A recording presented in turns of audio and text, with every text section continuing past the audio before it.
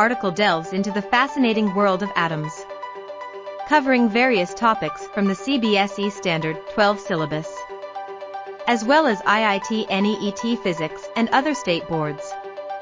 It offers a comprehensive discussion on important concepts such as impact parameter, scattering angle, and the number of alpha particles emitted. Furthermore, it explores Rutherford's atomic model, shedding light on its merits and demerits. With a focus on knowledge explanation, this video provides a concise, yet informative overview of these key topics. कल हम लोग देखो Rutherford की theory कर रहे थे, ठीक है. We were yesterday doing Rutherford's theory, और रदरफोर्ड की थियरी में भाई साहब कुछ ड्रॉबैक्स थे. एक ही ड्रॉबैक था बेसिकली, ठीक है. रदरफोर्ड की जो थियरी थी, रदरफोर्ड का जो एक्सपेरिमेंटल लुकआउट था, उसमें उन्होंने बोला कि एक तो है कि भाई साहब एटम के अंदर बहुत सारा एम्प्टी स्पेस है, ठीक है. मोस्टली एम्प्टी स्पेस है एटम के अंदर, ठीक है, जिसके वजह से ज़्यादा करके जितने भी आपके अल्फा पार्टिकल्स है वो फ्रीली पास कर रहे थे.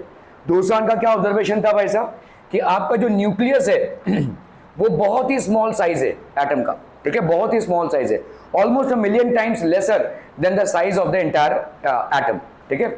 बहुत ही, लेकिन सारा वेट जो है वो न्यूक्लियस में कॉन्सेंट्रेटेड है. ये सारी दोनों भी थियरी सही थी, ठीक है. ओके, तीसरा उनका क्या था भाई साहब, जहां पे वो मार खा गए, वो ये था कि इलेक्ट्रॉन्स जो हैं वो एटम्स के अराउंड घूम रहे हैं, और ये वो एक्सप्लेन नहीं कर पाए. जहां पे मैक्सवेल ने उनको बोला कि भाई साहब, Maxwell when he came out with the अगर किसी चार्ज पार्टिकल को हम मूव करा रहे हैं, एनी एक्सेलरेटेड चार्ज पार्टिकल, कोई भी एक्सेलरेटेड चार्ज पार्टिकल अगर होता है, अगर कोई एक्सेलरेटेड चार्ज पार्टिकल होता है, वो अगर मूव कर रहा है तो वो रेडिएशन से अपनी एनर्जी को लूज करेगा, ठीक है. रेडिएशन से अपनी एनर्जी को भाई साहब लूज कर देगा. और अगर ऐसा होता है, ठीक है, तो एटम्स जो घूम रहे हैं भाई साहब, ठीक है, तो ये कंटिन्यूअसली अपने एनर्जी को लूज करेंगे. एक्सेलरेशन क्यों हो रहा है? क्योंकि सर्कुलर मोशन हो रहा है. सर्कुलर मोशन में अगर मैग्नीट्यूड ऑफ स्पीड सेम रहा तो भी डायरेक्शन हर समय चेंज हो रहा है, मतलब वेलोसिटी का डायरेक्शन चेंज हो रहा है. अगर वेलोसिटी का डायरेक्शन चेंज हो रहा है तो एक्सेलरेशन हो रहा है भाई साहब. तो ये एक एक्सेलरेटेड चार्ज पार्टिकल हो गया. अगर ये एक्सेलरेटेड चार्ज पार्टिकल है तो because of continuously losing energy it will undergo a spiral path and fall into the nucleus, thereby atom is not stable. लेकिन ऐसा है नहीं, सारे एटम्स आपके स्टेबल हैं, ठीक है. एटम की अनस्टेबिलिटी बताता है. रदरफोर्ड का बाकी सारा सब कुछ सही था, लेकिन ये जो पोस्टुलेट था कि electrons are revolving in an orbit around the nucleus, इसको ये प्रॉपर तरीके से एक्सप्लेन नहीं कर पाए. एटम को लेकर इतने सारे रिसर्चेस हुए. अगर आप देखोगे छोटे छोटे तौर पे आपने एटम्स के लिए सारे रिसर्चेस को आपने स्ट्रक्चर ऑफ एटम में भी पढ़ा है और इसमें भी पढ़ा हुआ है, ठीक है. आप सारे रिसर्चेस को क्यों पढ़ते हो? लेट्स से डाल्टन को पढ़ते हो भाई साहब, ठीक है. Then you study basically Thomson, ठीक है. फिर आपका भाई साहब रदरफोर्ड, ठीक है. Then we have Bohr, Niels Bohr, ठीक है. देन इससे जुड़े है आपके हाइसेनबर्ग का अनसर्टेनिटी प्रिंसिपल, ठीक है. Pauli's exclusion principle. ये सारे तमाम जो चीजें हैं वो एटॉमिक स्ट्रक्चर को एक्सप्लेन करती हैं. शायद हम आज जिस नतीजे या रिजल्ट पर पहुंचे हैं ये कल को ये भी भाई साहब खारिज हो जाए, ठीक है. लेकिन तो मुद्दा ये है कि भाई साहब फाइनली पढ़ लो ना. Why are you basically studying all these things? जो फाइनल मॉडल है उसी को पढ़ लो, काम खत्म करो, ठीक है. लेकिन हम सारी चीजों को इसलिए पढ़ रहे हैं क्योंकि आपका जो रिजल्ट आया आज की तारीख में भी कुछ चीजें डाल्टन की थियोरी में ऐसी हैं जो सही हैं. हालांकि डाल्टन ने कोई एक्सपेरिमेंट नहीं किया था. डाल्टन ने सिर्फ एक हाइपोथेटिकल कॉन्सेप्ट बताया, ठीक है. उनको लगा कि भाई साहब किसी चीज को हम डिवाइड करते करते करते करते जरूर किसी ऐसे मुकाम पे पहुंचेंगे जब उस चीज को और फर्दर डिवाइड नहीं कर सकते, ठीक है. फिर भाई साहब थॉमसन ने बोला कि अरे यार यहाँ पे तो चार्ज पार्टिकल भी दिख रहा है, तो इसका मतलब अगर प्लस है तो माइनस भी रहेगा. तो ये उन्होंने बता दिया. इनका दोनों का भी थियरी पार्ट था ज्यादा करके. आज की तारीख में भी बहुत सारे हिस्सों में दोनों सही हैं, तो इसीलिए हम इसको पूरा पूरा इग्नोर नहीं कर सकते. दीज आर स्टेपिंग स्टोन्स, ठीक है. उसके बाद रदरफोर्ड का मॉडल आया, फिर आता है बोर का मॉडल.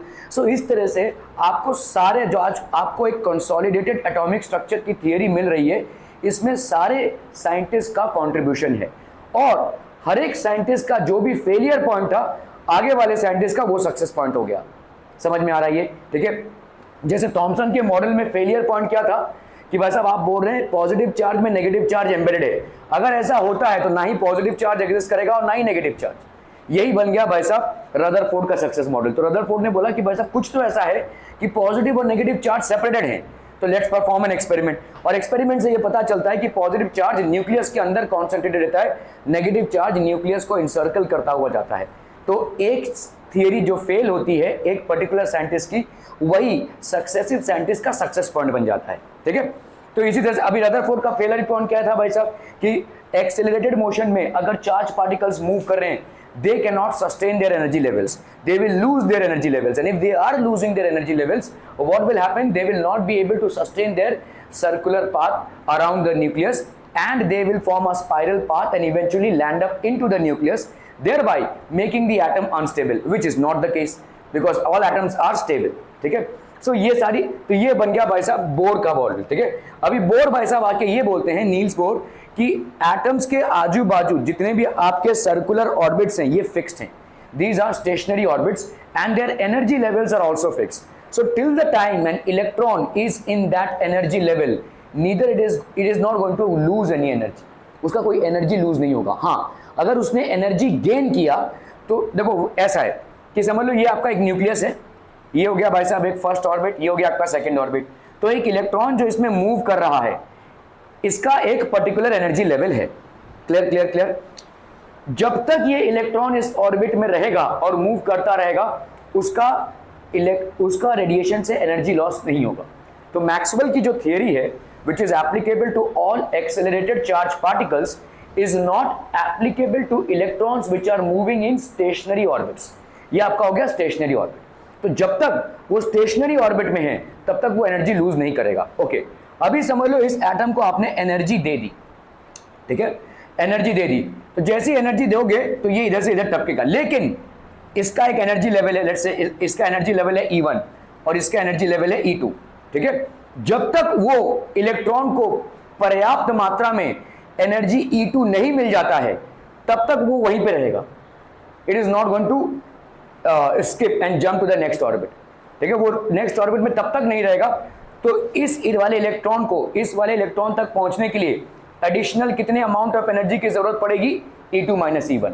तो ये हो गया आपका delta E। Until and unless this amount of energy is supplied to this atom, the electron from the lower orbit will not jump into the next orbit. ये हो गया दूसरा बात जो बोर ने बोला।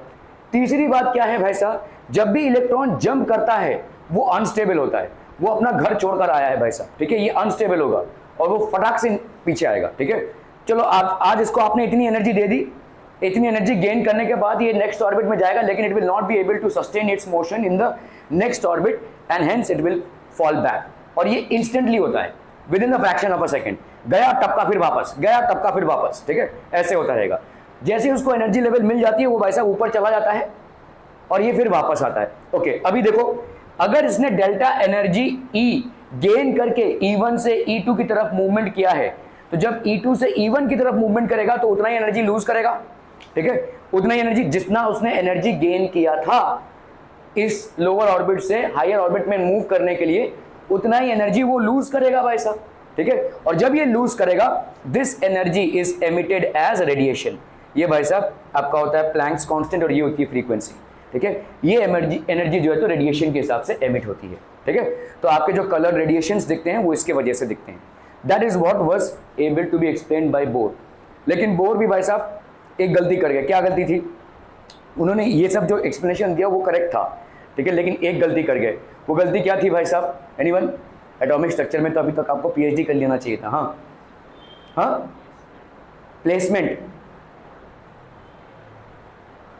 तो बोर, देखो रदरफोर्ड और बोर एक ही गलती कर रहे हैं। रदरफोर्ड ने बोला कि भाई साहब ऑर्बिट है जो वो एक्सप्लेन नहीं कर पाए, ये ऑर्बिट की एनर्जी लेवल क्या है। बोर ने बोला कि भाई साहब एनर्जी लेवल फिक्स है इसकी, ठीक है, लेकिन ऑर्बिट नहीं है, ठीक है, ऑर्बिट नहीं है। मतलब ये जो एटम का मोशन है, सॉरी इलेक्ट्रॉन का मोशन है वो ऐसे है, this is how it is basically moving, ठीक है। क्या इन सब चीजों को हम देखेंगे, ओके। तो जब बोर ने हाइड्रोजन के एटम को देखा तो उनका जो भी चीजें थी वो सब सही सही बैठ रही थी। Higher than hydrogen like atoms में उनकी चीजें फीकी पड़ने लगी, ठीक है। So that's how the entire process was, okay. So Bohr's quantization condition, quantization मतलब क्या होता है भाई साहब? अगर मैं बोलूं यहाँ पे कितने स्टूडेंट्स है, 1 2 3 4 5 6 7 8 9 10 11, ठीक है, तो 11 स्टूडेंट्स बैठे हैं, तो हम यहाँ पे क्या बोलेंगे, स्टूडेंट्स, 11 स्टूडेंट्स, ठीक है। अगर 12 स्टूडेंट्स तो 12 स्टूडेंट्स, 3.2 स्टूडेंट्स, ऐसा बोल सकते हैं, नहीं बोल सकते, राइट। ये पॉसिबल ही नहीं है भाई साहब, किसी की धड़ और मुंडी ऐसा ऐसा कोई तो नहीं रहेगा, किसी का हाथ ही पड़ा हुआ यहाँ पे, किसी का पैर पड़ा हुआ, ऐसा नहीं हो सकता, राइट, ठीक है। तो this is not possible, right. इसको जो आपका जो n जब नेचुरल नंबर होता है या होल नंबर होता है तो हम उसको बोलते हैं क्वांटाइज्ड, ठीक है, इसको हम बोलते हैं क्वांटाइज्ड। मतलब जो भी आपका एनर्जी होगा वो क्वांटाइज्ड होगा, ठीक है। मतलब आपका एनर्जी लेवल जो है वो NE के बराबर होगा। ये आपका जो n है ये कभी भी 3.2 3 ऐसा नहीं हो सकता। मतलब क्या है, देखो इसका समझो, इसका मतलब ये है, जैसे मैंने आपको बताया कि ये आपका समझो यहाँ पे ये एक ऑर्बिट है, ये एक दूसरा ऑर्बिट है, लेट्स से, ठीक है, और ये समझ लो भाई साहब तीसरा ऑर्बिट है एक एटम के अंदर, ठीक है। ये एटम के अंदर भाई साहब ये सब इलेक्ट्रॉन के ऑर्बिट्स हैं, ठीक है, ओके। तो यहाँ पे कहने का मकसद ये है कि समझ लो ये न्यूक्लियस है, ये हो गया आपका भाई साहब E1, ये हो गया आपका E2, ये हो गया आपका E3, ठीक है, क्लियर है, ओके। यहां से जब यहां एनर्जी पे जाएगा ये, ठीक है, ये क्वांटाइज्ड होगा। मतलब कैसा है कि समझ लो, जैसे मैं आपको एग्जांपल दे रहा हूं, ठीक है, लेट्स से इसका एनर्जी लेवल है 2 इलेक्ट्रॉन वोल्ट, लेट्स से, ठीक है, यहां पे इसका एनर्जी लेवल है लेट्स से 4 इलेक्ट्रॉन वोल्ट, ठीक है, और इसका लेट्स से है भाई साहब 6 इलेक्ट्रॉन वोल्ट, ऐसा कुछ है भाई साहब, समझो, ठीक है। पहले वाले का एनर्जी लेवल 2 इलेक्ट्रॉन वोल्ट है, दूसरे वाले का एनर्जी लेवल 4 इलेक्ट्रॉन वोल्ट है, और तीसरे वाले का लेवल 6 इलेक्ट्रॉन वोल्ट है, ऐसा एनर्जी लेवल है, ठीक है। तो अगर मैं आपसे पूछूं कि जो इलेक्ट्रॉन पहले वाले ऑर्बिट में है उसको अगर दूसरे वाले ऑर्बिट में जाना है तो कितना एडिशनल अमाउंट ऑफ एनर्जी आपको देना पड़ेगा, 2 इलेक्ट्रॉन वोल्ट का एनर्जी देना पड़ेगा, ओके। तो अगर ये वाले इलेक्ट्रॉन को इधर से इधर टपकना है तो इसको कितना एनर्जी लेवल देना पड़ेगा, कितना एनर्जी देना पड़ेगा, कम से कम 2 इलेक्ट्रॉन वोल्ट का, ठीक है। ये है क्वांटाइजेशन। मतलब अगर आपने यहां पे लेट्स से 1.8 इलेक्ट्रॉन वोल्ट दिया, अगर आपने 1.8 इलेक्ट्रॉन वोल्ट दिया तो क्या यहां पे बीच में कोई एक ऑर्बिट पे जाकर ये लैंड करेगा? आंसर इज नो, ठीक है। इसी को हम बोलते हैं क्वांटाइजेशन। मतलब n is equal to 1, n is equal to 2 और n is equal to 3, n is equal to 1.2 1.3 ये सब कुछ हो ही नहीं सकता, इट इज नॉट पॉसिबल, ठीक है। तो मतलब अगर आप पूरा पूरा 2 इलेक्ट्रॉन वोल्ट का एनर्जी नहीं दे रहे हो, 1.8 इलेक्ट्रॉन वोल्ट का एनर्जी दे रहे हो, इस इलेक्ट्रॉन का मूवमेंट नहीं होगा, ये तब तक एनर्जी अब्सॉर्ब करता रहेगा। The moment it absorbs the entire 2 electron volt, it will skip and jump into the next orbit. This is called quantization, ठीक है। मतलब डेसिमल या फ्रैक्शनल वैल्यू पॉसिबल ही नहीं है। यहाँ पे जो फ्रैक्शनल वैल्यू है या डेसिमल वैल्यू ये पॉसिबल नहीं है भाई साहब, ठीक है। So always it has to be either 1 2 3 4 ऐसे ही नंबर्स होंगे, that is called quantization of energy, ठीक है। तो नो फ्रैक्शनल और decimal values are possible. So consider the motion of an electron in a circular orbit of radius r, ठीक है, around the nucleus of the atom. तो एक भाई साहब इलेक्ट्रॉन है जो सर्कुलर ऑर्बिट रेडियस r में मूव कर रहा है अराउंड द न्यूक्लियस, ठीक है, okay, around the nucleus of the atom. According to de Broglie's hypothesis, this electron is also associated with the wave character. तो इलेक्ट्रॉन का देखो, डी ब्रोगाइल भाई साहब क्या बोलते हैं, डी ब्रोगाइल जो है थोड़े से चोट टाइप के थे ये, ठीक है, क्योंकि इन्होंने जो कॉन्सेप्ट्स दिए हैं वो थोड़ा सा मैथमेटिक्स इन्होंने खेला है, कोई एक्सपेरिमेंटल कॉन्सेप्ट्स नहीं है, ठीक है। इन्होंने एंगुलर मोमेंटम निकाला हुआ है और इनके डी ब्रोगाइल के हिसाब से भाई साहब हर एक चीज जो है, ठीक है, वो n टाइम्स ऑफ लैम्डा होता है, ठीक है। वी मस्ट हैव भाई साहब, अगर ये हो गया n टाइम्स, देखो 2 pi r is equal to n times of lambda. इस चीज को समझो भाई साहब, यहाँ पे लेट्स से देखो यहाँ पे एक इलेक्ट्रॉन है, एक इलेक्ट्रॉन का ये ऑर्बिट है लेट्स से, ठीक है, ये एक इलेक्ट्रॉन का ऑर्बिट है और लेट्स से यहाँ पे इस ऑर्बिट में कितने वेव्स हो रहे हैं, कितने वेव्स हो रहे हैं भाई साहब। तो लेट्स से ये एक वेव हो गया भाई साहब, ये दूसरा वेव हो गया, ये तीसरा वेव हो गया, ये चौथा वेव हो गया, ये पांचवा वेव हो गया और ये 6th वेव हो गया, ठीक है। कितने वेव दिख रहे हैं आपको? 1 2 3 4 5 6 वेव दिख रहे हैं, ठीक है। आपका सरकमफरेंस कितना होता है इसका? सरकमफरेंस, तो सरकमफरेंस मतलब समझते हैं ना भाई साहब, व्हाट इज सरकमफरेंस? अगर मैंने इसको यहाँ से खोल दिया ऐसे एक धागे की तरह ये निकलेगा, इस धागे का जितना लेंथ होगा उसको हम बोलेंगे सरकमफरेंस। एक सर्कल बनाया आपने धागे से, उस सर्कल को अगर आप खोल देंगे और ऐसे बिछा देंगे तो जो लेंथ होगा उसको हम बोलेंगे सरकमफरेंस, ठीक है। पेरीमीटर ऑफ अ सर्कल या circumference of a circle. Circumference of a circle कितना होता है भाई साहब? What is the circumference of a circle people? 2 pi r, ये 2 पाई r होता है भाई साहब, ठीक है। तो according to de Broglie this 2 pi r, अभी वेवलेंथ देखो क्या होता है, ये एक वेव का लेंथ हो गया, ठीक है, तो n टाइम्स ऑफ लैम्डा, मतलब यहां पे देखो क्या है 2 पाई आर है, लेट्स से ये रेडियस r है, ठीक है, कितने लैम्डा दिख रहे हैं आपको 1 2 3 4 5 6, तो यहां पे कितना हो जाएगा 2 pi r will be equal to 6 times of lambda. या हम बोल सकते हैं कि अगर पूरे सर्कुलर मोशन में आपके नंबर ऑफ वेव्स कितने बन रहे हैं n, तो आपका 2 pi r is equal to n lambda, ये हो जाएगा भाई साहब, ठीक है, 2 pi r is equal to n lambda. Are be clear to this one people, समझ में आता हूं, ठीक है।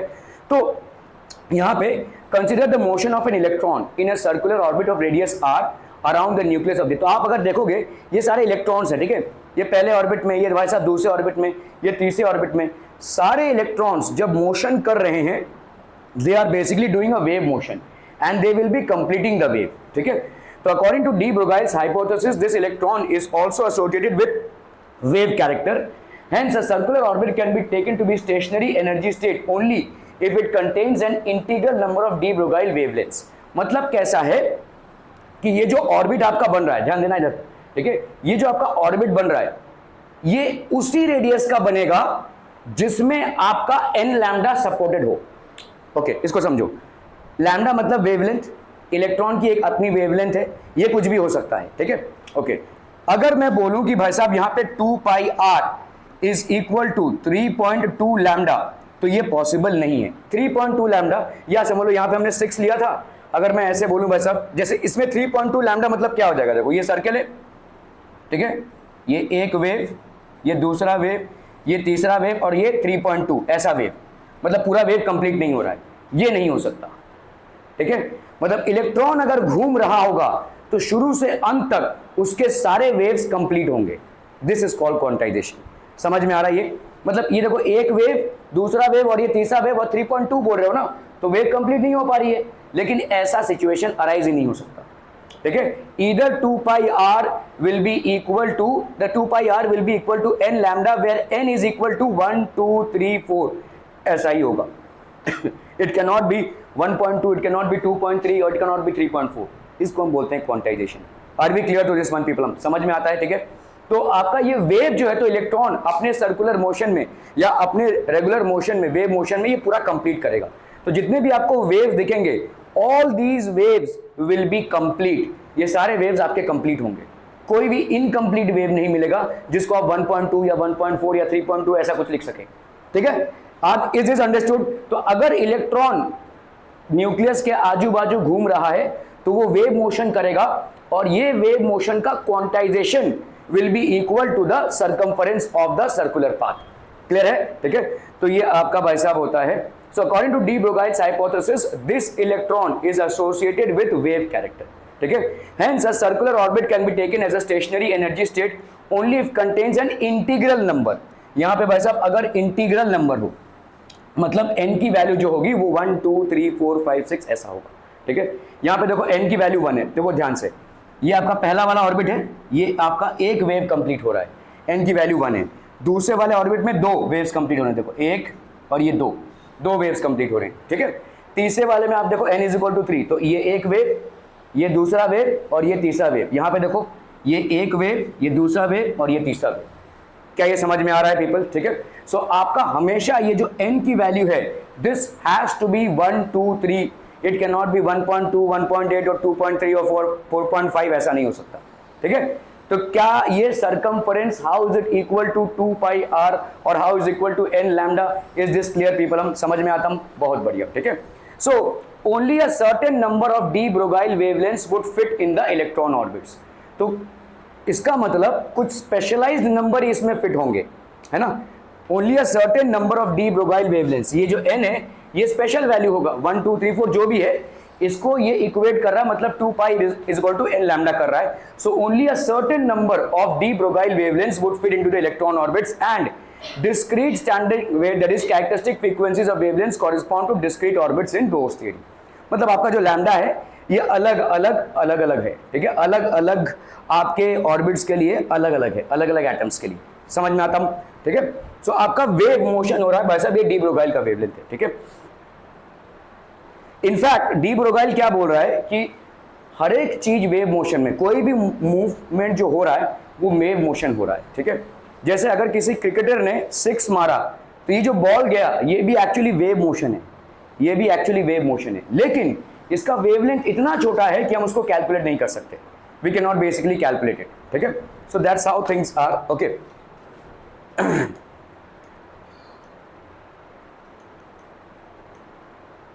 सो डी ब्रोगाइल वेवलेंथ, अभी डी ब्रोगाइल भाई साहब क्या बोल रहे हैं, डी ब्रोगाइल का वेवलेंथ क्या है, lambda is equal to h by m into v. जैसे मैंने आपको अभी एग्जाम्पल दिया, ठीक है। डी ब्रोगाइल भाई साहब क्या बोलते हैं, m v momentum of a particle, ठीक है, is equal to h by lambda, ठीक है। तो एच बाई लैम्डा, तो एम वी मतलब इधर कर लेंगे तो एच बाई लैम्डा आ जाएगा ये, या हम इसको ऐसा बोल सकते हैं m v momentum of a particle is equal to h into its frequency, ठीक है। देखो यहां पे h C by lambda actually, तो डी ब्रोगाइल का बेसिकली इक्वेशन क्या है, डी ब्रोगाइल का जो इक्वेशन है वो क्या बोलता है, और ये आपके सारे पार्टिकल्स पे एप्लीकेबल है, including micro as well as macro, ठीक है। एक माइक्रो पार्टिकल पे भी एप्लीकेबल है और एक मैक्रो पार्टिकल पे भी, ठीक है। माइक्रो मतलब एकदम छोटे, जो आपके भाई साहब माइक्रोस्कोप से ही आप इसको डिटेक्ट कर सकते हैं, और मैक्रो मतलब एक substantial size which can be seen and felt as well, ठीक है, ओके।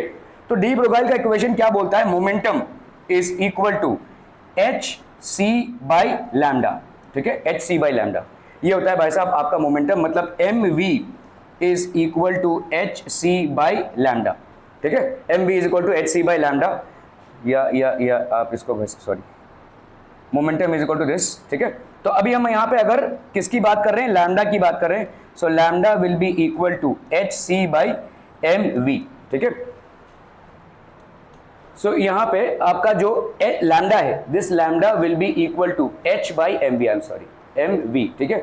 ये जो v है भाई साहब, ये v आपका क्या है, v इज द वेलोसिटी, ठीक है। और वेलोसिटी होती कितनी है भाई साहब, देखो c आपका जो वेलोसिटी ऑफ लाइट होता है उसको हम कैसे लिखते हैं, हाउ इज इट कैलकुलेटेड, हाँ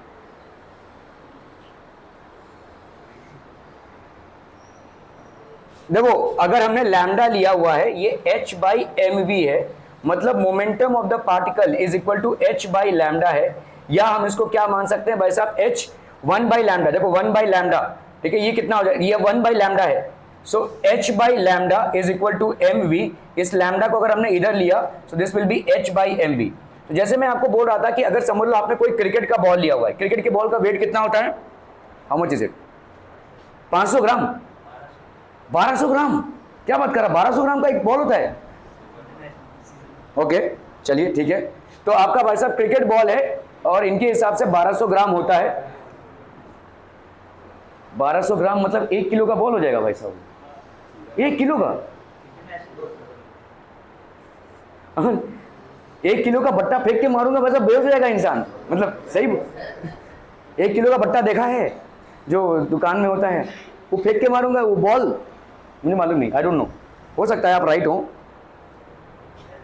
1200 ग्राम मतलब 1.2, हाँ वही बोल यार, 1200 ग्राम मतलब, अरे सोच ना, 1 किलो 200 ग्राम हो गया, दुकान में तो गई हो गया, 1 किलो का बट्टा देखो भाई साहब, तो पॉसिबल नहीं है। खैर कितना है, कितना है क्रिकेट बॉल ड्यूस जो एक्चुअल स्टैंडर्ड बॉल है, कितना है, मतलब जो प्लेयर होगा वो तो बाद में इंजर्ड होगा, उसका बैट ही फट जाएगा भाई साहब, तो 155 ग्राम्स, राइट, 155 ग्राम्स, ओके चलिए भाई साहब 150 ग्राम, लेट्स से 170 ग्राम ले लेते हैं, 200 ग्राम ले लेते हैं, कोई दिक्कत नहीं है, let's say on a higher and हमने 200 ग्राम ले लिया इसका, ठीक है।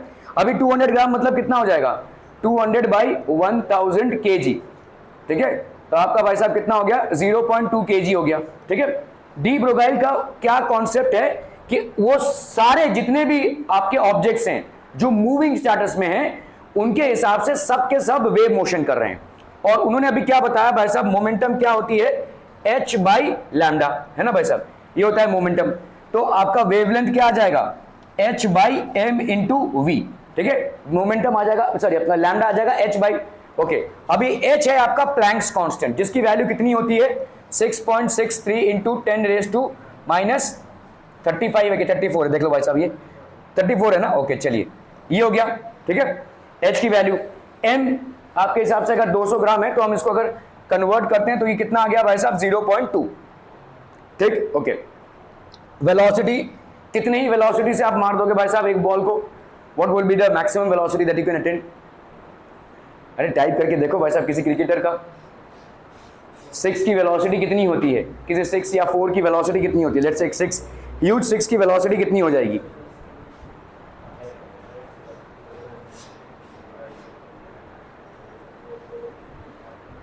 वेलोसिटी ऑफ अ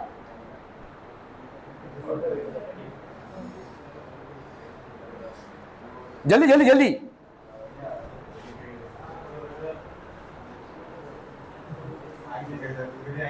हाँ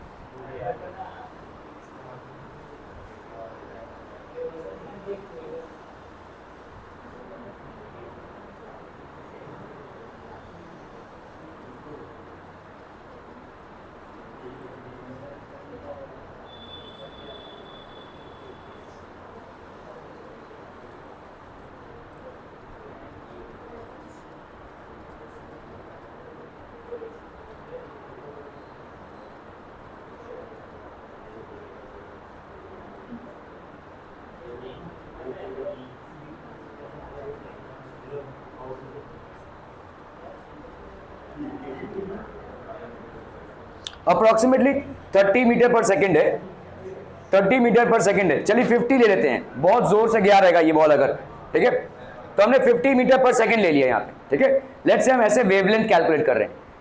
according to de Broglie, anything which is moving will always be associated with a wave. तो अगर बैट्समैन ने 6 मारा है, इस 6 का भाई साहब वेलोसिटी है 50 metre per second, Planck's constant हमने लिखा, मास ऑफ द बॉल लिखा हुआ है, तो let's do a rough calculation here. तो 5 × 2 कितना हो गया भाई साहब? 1 हो गया ये।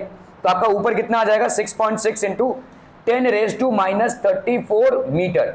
भाई साहब ये सोचो, ये एक वेवलेंथ है, ठीक है, मतलब कितना वेवलेंथ है ये? 6/10⁻34, मतलब आपका 0.00034 टाइम्स के बाद आप 6 लिखोगे, ठीक है। और ये है इस बॉल का वेवलेंथ। अगर बॉल वेव मोशन में है तो इतना इसका वेवलेंथ है, जो थियोरेटिकली इम्पॉसिबल है, ठीक है। लेकिन क्या एक्सपेरिमेंटली हम ये डिराइव कर सकते हैं? यस। तो लार्जर ऑब्जेक्ट्स के लिए इस तरीके का बहुत स्मॉल वेवलेंथ निकल रहा है, ठीक है। लेकिन क्या यहाँ पे डी ब्रोगाइल का कॉन्सेप्ट फॉलो हो रहा है? यस, इट इज फॉलो, ठीक है। So what de Broglie is saying is mv is equal to h/λ। ये सारे ऑब्जेक्ट्स के लिए एप्लीकेबल है। हाउएवर मैक्रो ऑब्जेक्ट्स के लिए अगर हम कैलकुलेट करने जाएंगे तो लैम्डा की वैल्यू इतनी कम आएगी कि उसको हम नजरअंदाज करना ही पड़ेगा। अभी कहाँ का भाई साहब आप 6/0.0000 ऐसा करते जाओगे, मतलब कुछ वैल्यू ही नहीं बनती है ये, ठीक है। So hence we ignore it. Lambda calculation या wavelength calculation for macro object movements is completely ignored because the value which you are getting is substantially low. Clear clear clear, okay. अभी इसी जगह पे अगर आप देखोगे किसी इलेक्ट्रॉन का मूवमेंट हो रहा होगा तो आपको एडवांटेज क्या मिल जाएगा? यहाँ पे समझ लो कोई इलेक्ट्रॉन है, वो इतने ही वेलोसिटी से मूव कर रहा है 50 मीटर पर सेकेंड से। Now let's look at it. तो यहाँ पे 6.6 × 10⁻⁻34 है। इलेक्ट्रॉन का मास बताओ भाई साहब कितना होगा? 9.1 × 10⁻⁻31, और लेट्स से वही सेम स्पीड है 50 मीटर पर सेकेंड, ठीक है, ओके। चलो अब इस 9.1 को 10 मान लें अप्रोक्सीमेटली, तो यहाँ पे कितना हो जाएगा? 10⁻30 हो जाएगा। ये 9 को 10 मान लिया, ये -31 था, ये 30 हो गया भाई साहब, ठीक है। और यहाँ पे भाई साहब 66/50, एक जीरो और कैंसिल करो, यहाँ पे ये आ जाएगा 5 1 5 6 5 3 15 अप्रोक्सीमेटली। तो अगर मुझे यहाँ पे 0.13, अभी ये कितना हो जाएगा? देखो 0.13 हो गया। एक रफ कैलकुलेशन कर रहे हैं यहाँ पे, 10⁻34 10⁻34 प्लस 30, तो यहाँ पे कितना हो जाएगा? 0.13 × 10⁻⁻4, यहाँ पे आ जाएगा भाई साहब 1.3 × 10⁻⁻5। भाई साहब इस वैल्यू को आप इग्नोर नहीं कर सकते। This is a substantial wavelength, ठीक है। इन दोनों वैल्यूज में कंपैरिजन दिख रहा है आपको। ये एक इलेक्ट्रॉन का मोशन है at 50 metre per second, this is the wavelength that you are getting approximately. ये एक क्रिकेट बॉल का मोशन है with 50 metre per second and this is the wavelength that you are getting. This is an ignorable wavelength. इसको भाई साहब कोई गुंजाइश ही नहीं है कि हम इसका कैलकुलेशन करें। कहाँ? -34 भाई साहब, ठीक है। This can not be ignore. ये 10⁻⁵ पे आ गया, ठीक है। तो इसीलिए जितने भी आपके माइक्रो ऑब्जेक्ट्स होंगे, जितने भी आपके माइक्रो मूवमेंट्स होंगे, जैसे आपका इलेक्ट्रॉन हो गया, प्रोटॉन हो गया, इस तरीके के मूवमेंट्स में हम डी ब्रोगाइल के वेवलेंथ को फॉलो करते हैं। हालांकि डी ब्रोगाइल का जो वेवलेंथ है वो यूनिवर्सल है, सारे मूविंग ऑब्जेक्ट्स पे एप्लीकेबल होता है, but generally for macro objects we ignore it, ठीक है। ये एक सिंपल सा कैलकुलेशन है जिसमें हम देखते हैं कि कैसे डी ब्रोगाइल वेवलेंथ को हम ओके। सो अगर भाई साहब यहाँ पे डी ब्रोगाइल वेवलेंथ लैम्डा क्या हो गया भाई साहब, h/mv हो गया ये, ठीक है, डी ब्रोगाइल वेवलेंथ, ठीक है। तो अभी अगर आपका भाई साहब 2πr है, ठीक है, 2πr ये कितना हो जाएगा भाई साहब, NH/mv। क्या ये समझ में आ रहा है भाई साहब, ठीक है। देखो हमने अभी क्या किया था, डी ब्रोगाइल का वेवलेंथ हमने देखा mv is equal to h/λ हो गया, तो लैम्डा की वैल्यू क्या हो गई भाई साहब, h/mv हो गया, ठीक है। और बोर के मॉडल के हिसाब से भाई साहब 2πr is equal to n times of lambda हमने देखा है ना। तो इस लैम्डा की जगह पे हम ये वैल्यू डाल सकते हैं, ठीक है। सो 2πr is equal to NH/mv, ठीक है, 2πr is equal to NH/mv। Clear है, ये दोनों इक्वेशंस को हमने कंबाइन करके ये दिया हुआ है। सो अभी ये जो mv है, ठीक है, ये mv बेसिकली अभी angular momentum, the angular momentum of an electron must be mvr is equal to NH/2π, ठीक है, ओके। तो अभी वैसा भी कहां चला गया वैसा भी,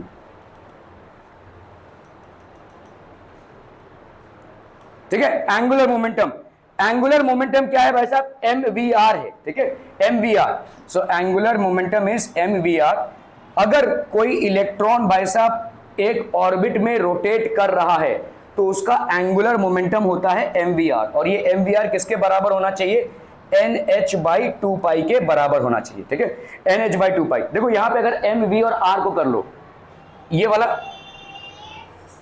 ठीक है, तो ये mvr क्या बेच रहे हैं भाई साहब, NH/2π हो जाएगा, ठीक है। देखो इस mv को इधर ले लो, ठीक है, mvr हो गया, NH/2π हो गया, ठीक है। दो इक्वेशंस को हमने कंबाइन किया हुआ यहाँ पे। तो पहला वाला इक्वेशन आपका क्या था कि अगर कोई इलेक्ट्रॉन एक ऑर्बिट में मूव कर रहा है अराउंड एन एटम और उसने n वेव्स बनाए हैं, तो आपका 2πr that is circumference will be equal to n times of lambda, ठीक है। ये हो गया आपका क्वांटाइजेशन प्रिंसिपल के तहत, ठीक है। तो mvr भाई साहब, mvr 2πr is equal to n lambda. यहाँ पे आपका r क्या है, radius of the circular orbit, radius of the circular orbit, और यहां पे लैम्डा क्या हो जाएगा, wavelength. This is wavelength of the wave motion by the electron, ठीक है, क्लियर है, ओके। और n क्या हो जाएगा, एक इंटीग्रल मल्टीपल है बस, this is basically an integral multiple.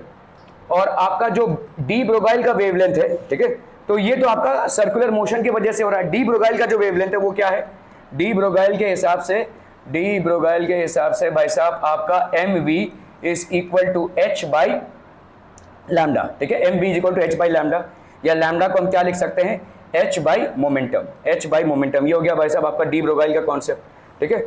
इन दोनों कॉन्सेप्ट्स को अगर हम मिक्स करते हैं, ठीक है, तो हमारा भाई साहब यहाँ पे क्या आ जाएगा, 2πr will be equal to n into h/mv, ठीक है। इन दोनों कॉन्सेप्ट्स को हमने मिक्स कर दिया भाई साहब, ठीक है। सो 2πr इस लैम्डा की जगह पे आप क्या लिख सकते हैं, h/mv, तो 2πr is equal to NH/mv। Are we clear on this one people? Okay, now we come to basically कि एंगुलर मोमेंटम जब भी कोई बॉडी, ठीक है, जब भी देखो आपके दो टाइप के मोमेंटम होते हैं, एक होता है लीनियर और एक होता है एंगुलर। लीनियर मोमेंटम होता है आपका मास इनटू वेलोसिटी, और ये उस बॉडी के लिए एप्लीकेबल होती है जिस बॉडी में सिर्फ ट्रांसलेशन मोशन हो रही हो, स्ट्रेट लाइन मोशन हो रहा हो, ठीक है। अगर किसी बॉडी में सर्कुलर मोमेंटम होता है, ठीक है, तो ये होता है आपका linear momentum, this is linear momentum. Linear momentum कितना होता है आपका, मास इनटू वेलोसिटी। अगर कोई बॉडी आपका ऐसा कर रहा हो, सर्कुलर मोशन कर रहा हो, तो यहां पे क्या हो जाएगा भाई साहब, linear momentum. This linear momentum is how much, linear momentum L is equal to m into v into r, ठीक है, mass into velocity into radius, ये हो जाएगा लीनियर मोमेंटम। तो एंगुलर, सॉरी आपका angular momentum, this will be angular momentum. आपका linear momentum क्या हो जाएगा, p is equal to m into v, angular momentum हो जाएगा आपका mvr। तो अभी हम यहां पे पहुंच चुके हैं, इस mvr को इधर ट्रांसपोर्ट कीजिए तो 2 पाई r है, this is equal to nh by mv। इस mvi को अगर हम इधर ट्रांसपोर्ट करते हैं तो m into v into r, और इस 2 पाई को भाई साहब इधर ले लीजिए तो ये हो गया आपका nh बाई 2 पाई। यही है आपका बोर का थियरी, ठीक है। तो what Bohr is saying is कि the angular momentum of an electron which is orbiting around a nucleus will be equal to an integral multiple of h by 2 pi। समझ में आ रहा है? तो वही ऑर्बिट में वो रिवॉल्व कर सकता है जहां पे h by 2 pi का आपको इंटीग्रल मल्टीपल मिल रहा हो, ठीक है। So the angular momentum will be of an electron should be equal to an integral multiple, and integral multiple मतलब n की वैल्यू 1 2 3 यही हो सकती है। तेजस, integral multiple of h by 2 pi, ये हो जाएगा आपका एंगुलर मोमेंटम। क्लियर है? ठीक है। सो ये हो जाएगा आपका angular momentum, this is the angular momentum. L is equal to mvr, that will be nh by 2 pi.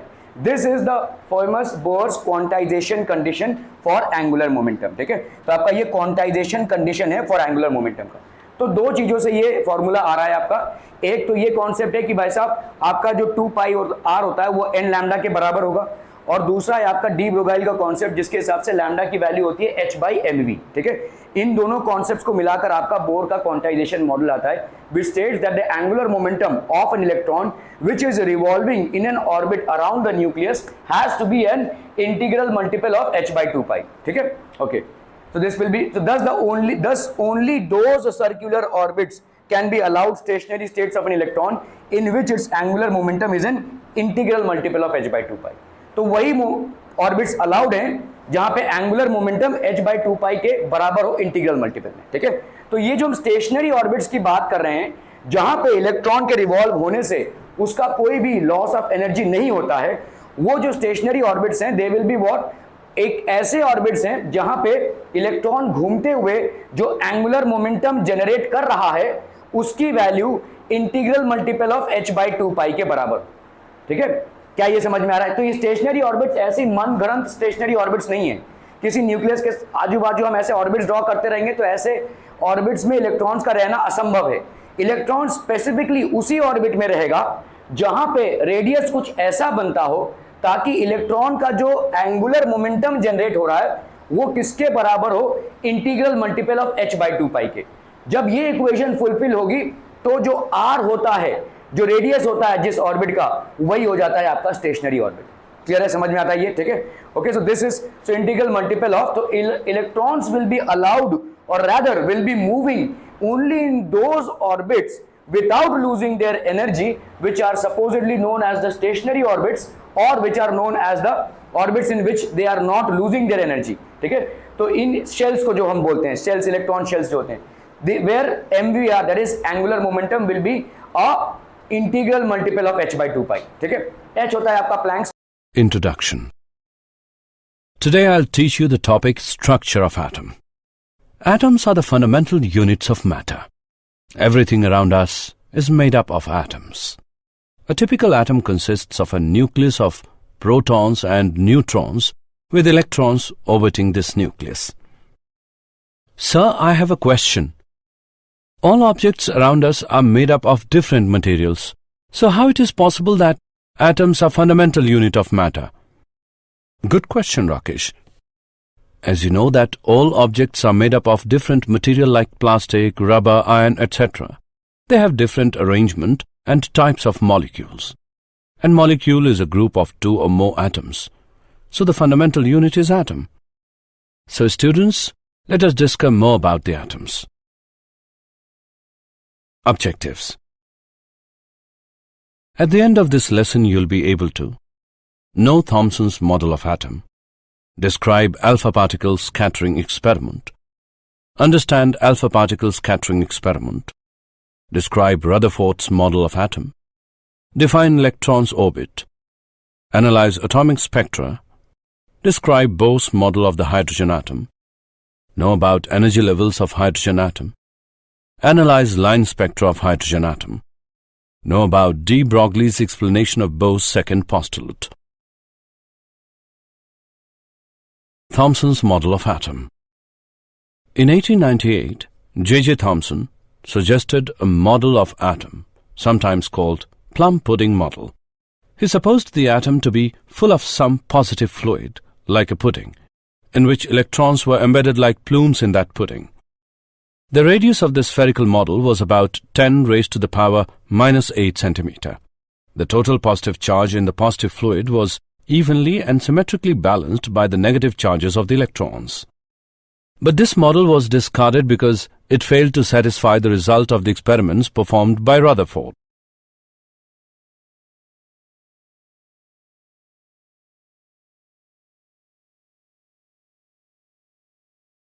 Alpha particle scattering experiment. Rutherford's experiments consisted in projecting alpha particles into thin foils of metal and by observing the trajectories in which the projected particles were deflected. Experimental setup. The alpha particles emitted from a radioactive source were collimated by the lead bricks into a narrow beam. The beam was then projected into a thin metal foil of thickness 2.1 into 10 raised to the power minus 7 meter. The scattered alpha particles on striking a rotable zinc sulfide screen produced scintillations which could be viewed through a microscope. Observations. Most of the alpha particles passed straight through the metal foil as if it were empty space. Only about 0.14% of the incident particles scattered by more than 1 degree. Small fractions were scattered through large angles greater than 90 degree, with some of these getting scattered by angles of nearly 180 degree. Rutherford developed a theory assuming that the alpha particle and the nucleus are point masses and charges. Only an electrostatic repulsive force acts between the alpha particle and the nucleus. The nucleus is so massive compared with alpha particle that it does not move during the interaction.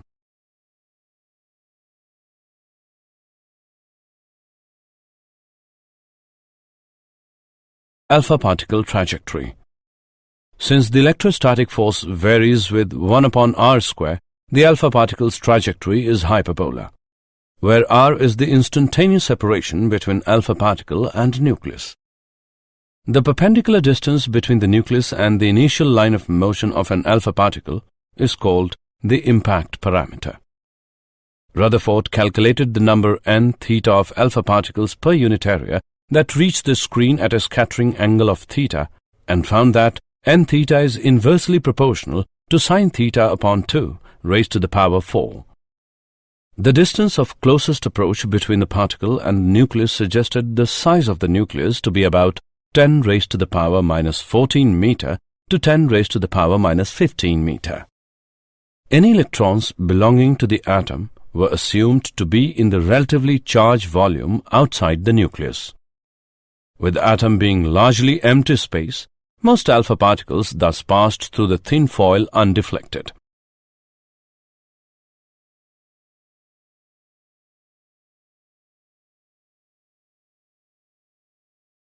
Rutherford's model of atom. The Rutherford scattering experiment led to the nuclear atom model, the main features of which are: an atom consists of a positively charged and massive core called the nucleus. The nucleus occupies a very small space as compared with the size of the atom. The nucleus is surrounded by an adequate number of electrons so that the atom is electrically neutral. To keep the electrons in place against the electric force attracting them to the nucleus, they revolve around the nucleus in orbits. Electrons orbit.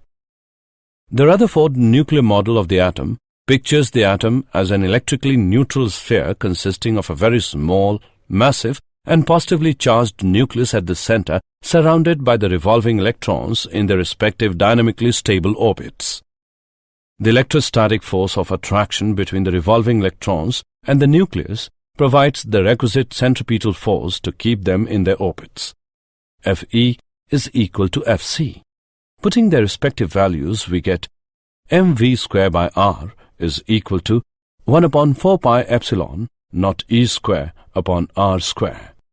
We can also write this equation as R equals E square upon 4 pi epsilon naught mv square.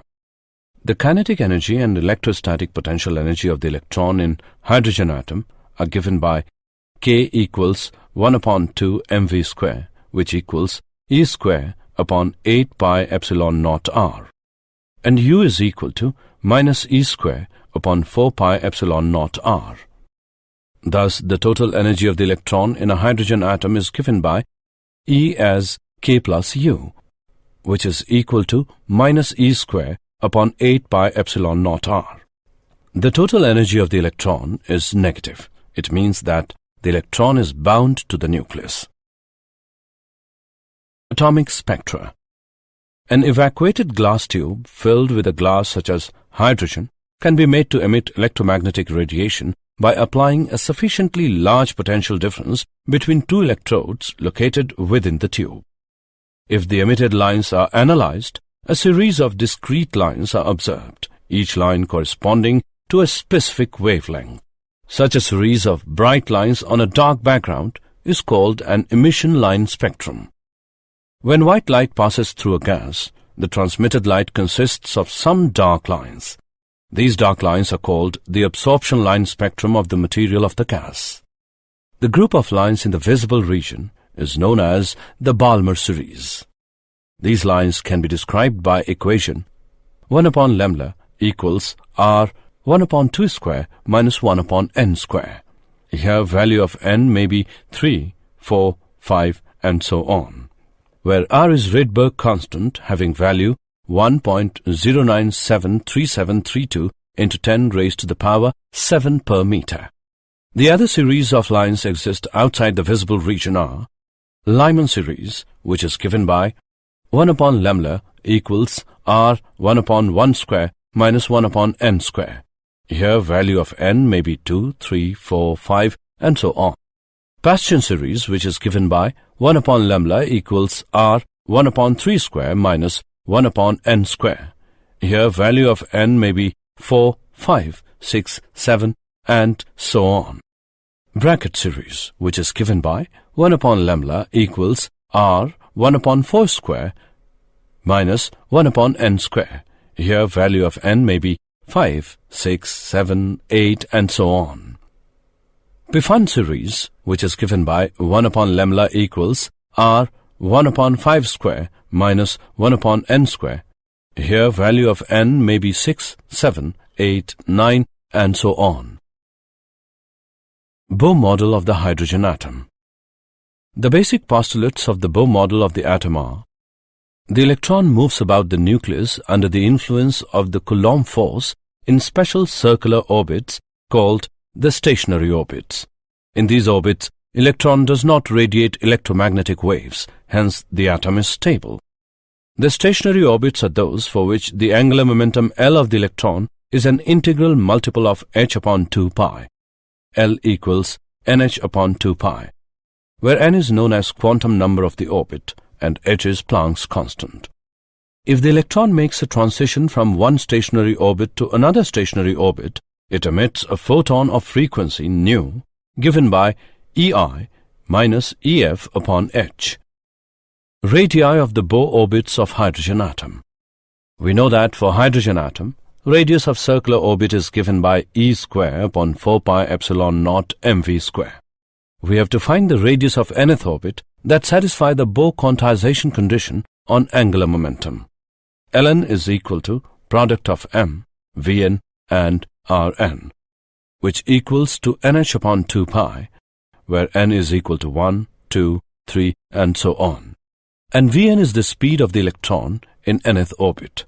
This equation can be written as Vn equals nh upon 2 pi mRn. On comparing the above two equations, we get the expression of velocity and radius of nth orbit. Vn equals 1 upon n multiplied by E square upon 2 epsilon naught h, and Rn equals to n square multiplied by h square epsilon naught upon pi m E square, which equals n square A naught, where A naught is equal to 0.529 angstrom.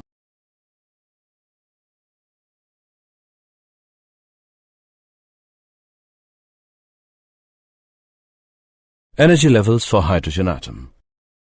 We know that the total energy of hydrogen atom is the sum of the kinetic energy of the electron and its potential energy in the Coulomb field of the nucleus. En equals minus E square upon 8 pi epsilon naught Rn. This equation can also be written as En equals minus me raised to the power 4 divided by 8 epsilon naught square n square h square, where E naught is equal to me raised to the power 4 divided by 8 epsilon naught square h square. En equals 2.2 into 10 raised to the power minus 18 joule, which is equal to 13.6 electrovolt. The above equation can also be written as En equals minus 13.6 upon n square electrovolt. The energies specified by these equations are called the energy levels of the hydrogen atom. These levels are negative, signifying that hydrogen atom is a bound system. The lowest stationary energy state, called the ground state, corresponds to N as 1 and has an energy E1 equals minus 13.6 electrovolt. The next state, called the first excited state, corresponds to N as 2 and has an energy E2 equals minus 3.4 electrovolt, and so on. As the quantum number increases, the corresponding energy approaches closer to zero. The minimum energy required to free the electron from the ground state of an atom is called the ionization energy of the atom. Thus, the ionization energy for hydrogen atom is 13.6 electrovolt. Example. Let's take an example of Bohr's model of the hydrogen atom. Let's see the solution. Find the ratio of minimum to maximum wavelength of radiation emitted by electron in ground state of Bohr's hydrogen atom. Energy of radiation corresponding to transition between two energy levels N1 and N2 is given by 13.6 multiplied by 1 upon N1 square minus 1 upon N2 square electrovolt. E is minimum when N1 is equal to 1 and N2 is equal to 2. E minimum is equal to 13.6 into 3 upon 4 electrovolt. E is maximum when N1 is equal to 1 and N2 is infinity. E maximum is equal to 13.6 electrovolt. Now taking ratio of E minimum and E maximum, we get E minimum upon E maximum as 3 upon 4, or lemma minimum, lemma max equals 3 upon 4. Hence, the ratio of minimum to maximum wavelength of radiation emitted by electron in ground state of Bohr's hydrogen atom is 3:4.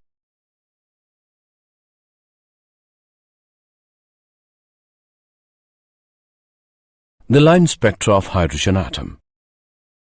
In an assembly of atoms, an ordinary temperature, most of the atoms lie in the ground state. If white light is passed through such an assembly of hydrogen atoms, the transmitted light will not have radiations of various wavelengths. It is the absorption spectrum of hydrogen corresponding to Lyman series. An absorption spectrum is obtained when electron from lower energy state goes to higher energy state after absorbing energy from radiation. The frequency of absorbed radiation is given by h nu HL equals E high minus E low. At room temperature, there are very few electrons in higher energy states, N as 2 and 3. The number of electrons in various energy states is determined by the temperature. At higher temperature, hydrogen have sufficient number of electrons in state N as 2. The wavelength of absorption lines will be same as that of emission lines. This relation is used to calculate the frequency of absorbed light as that of emitted light. E2 minus E1 equals h nu 12, which is equal to hc upon lemma 12.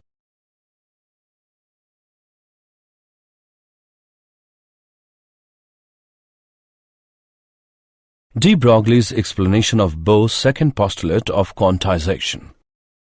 De Broglie explained the quantization condition on angular momentum of an orbiting electron.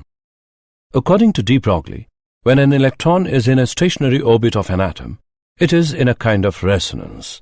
The resonance condition on the wavelength of the electron requires that a standing wave is maintained over the circumference of its orbit.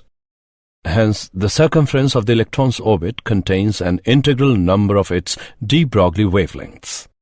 2 pi r equals n lemma, where n is equal to 1, 2, 3, and so on.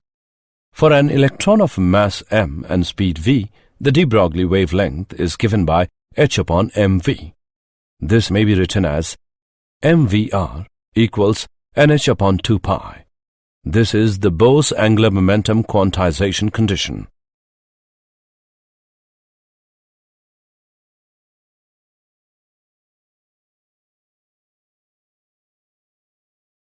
Did you know? The number of atoms in the universe is about 10 followed by 80 zeros.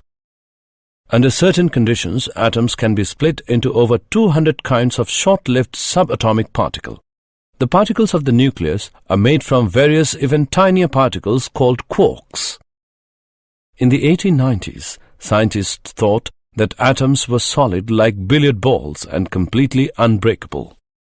Electrons are 1,836 times as small as protons, so they weigh almost nothing. Summary. Let us summarize what we have learned. The distance of closest approach between the particle and the nucleus suggested the size of the nucleus to be about 10 raised to the power minus 14 meter to 10 raised to the power minus 15 meter. An atom consists of a positively charged and massive core called the nucleus. The nucleus occupies a very small space as compared with the size of the atom. The nucleus is surrounded by an adequate number of electrons so that the atom is electrically neutral. The electrostatic force of attraction between the revolving electrons and the nucleus provides the requisite centripetal force to keep them in their orbits.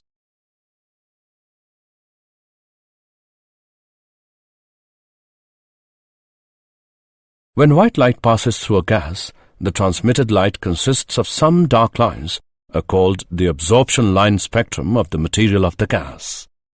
The electron moves about the nucleus under the influence of the Coulomb force in special circular orbits called the stationary orbits.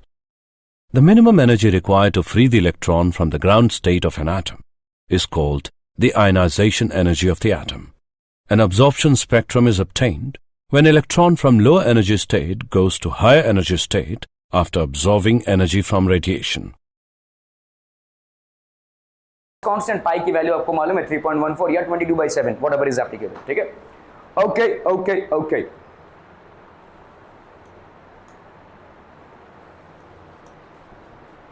तो भाई साहब यहां पे postulates of bore theory of hydrogen atom. Bore ने बहुत extensively hydrogen atom और उसके behaviour को पढ़ा. ठीक है. Accepting the Rutherford's nucleus model of an atom as well as Planck's quantum theory. तो प्लैंक्स की क्वांटम थ्योरी क्या बोल, तो रदरफोर्ड की जो मॉडल थी एटम की वो 100% सही थी. हम बोल सकते हैं एटलीस्ट 90% सही थी.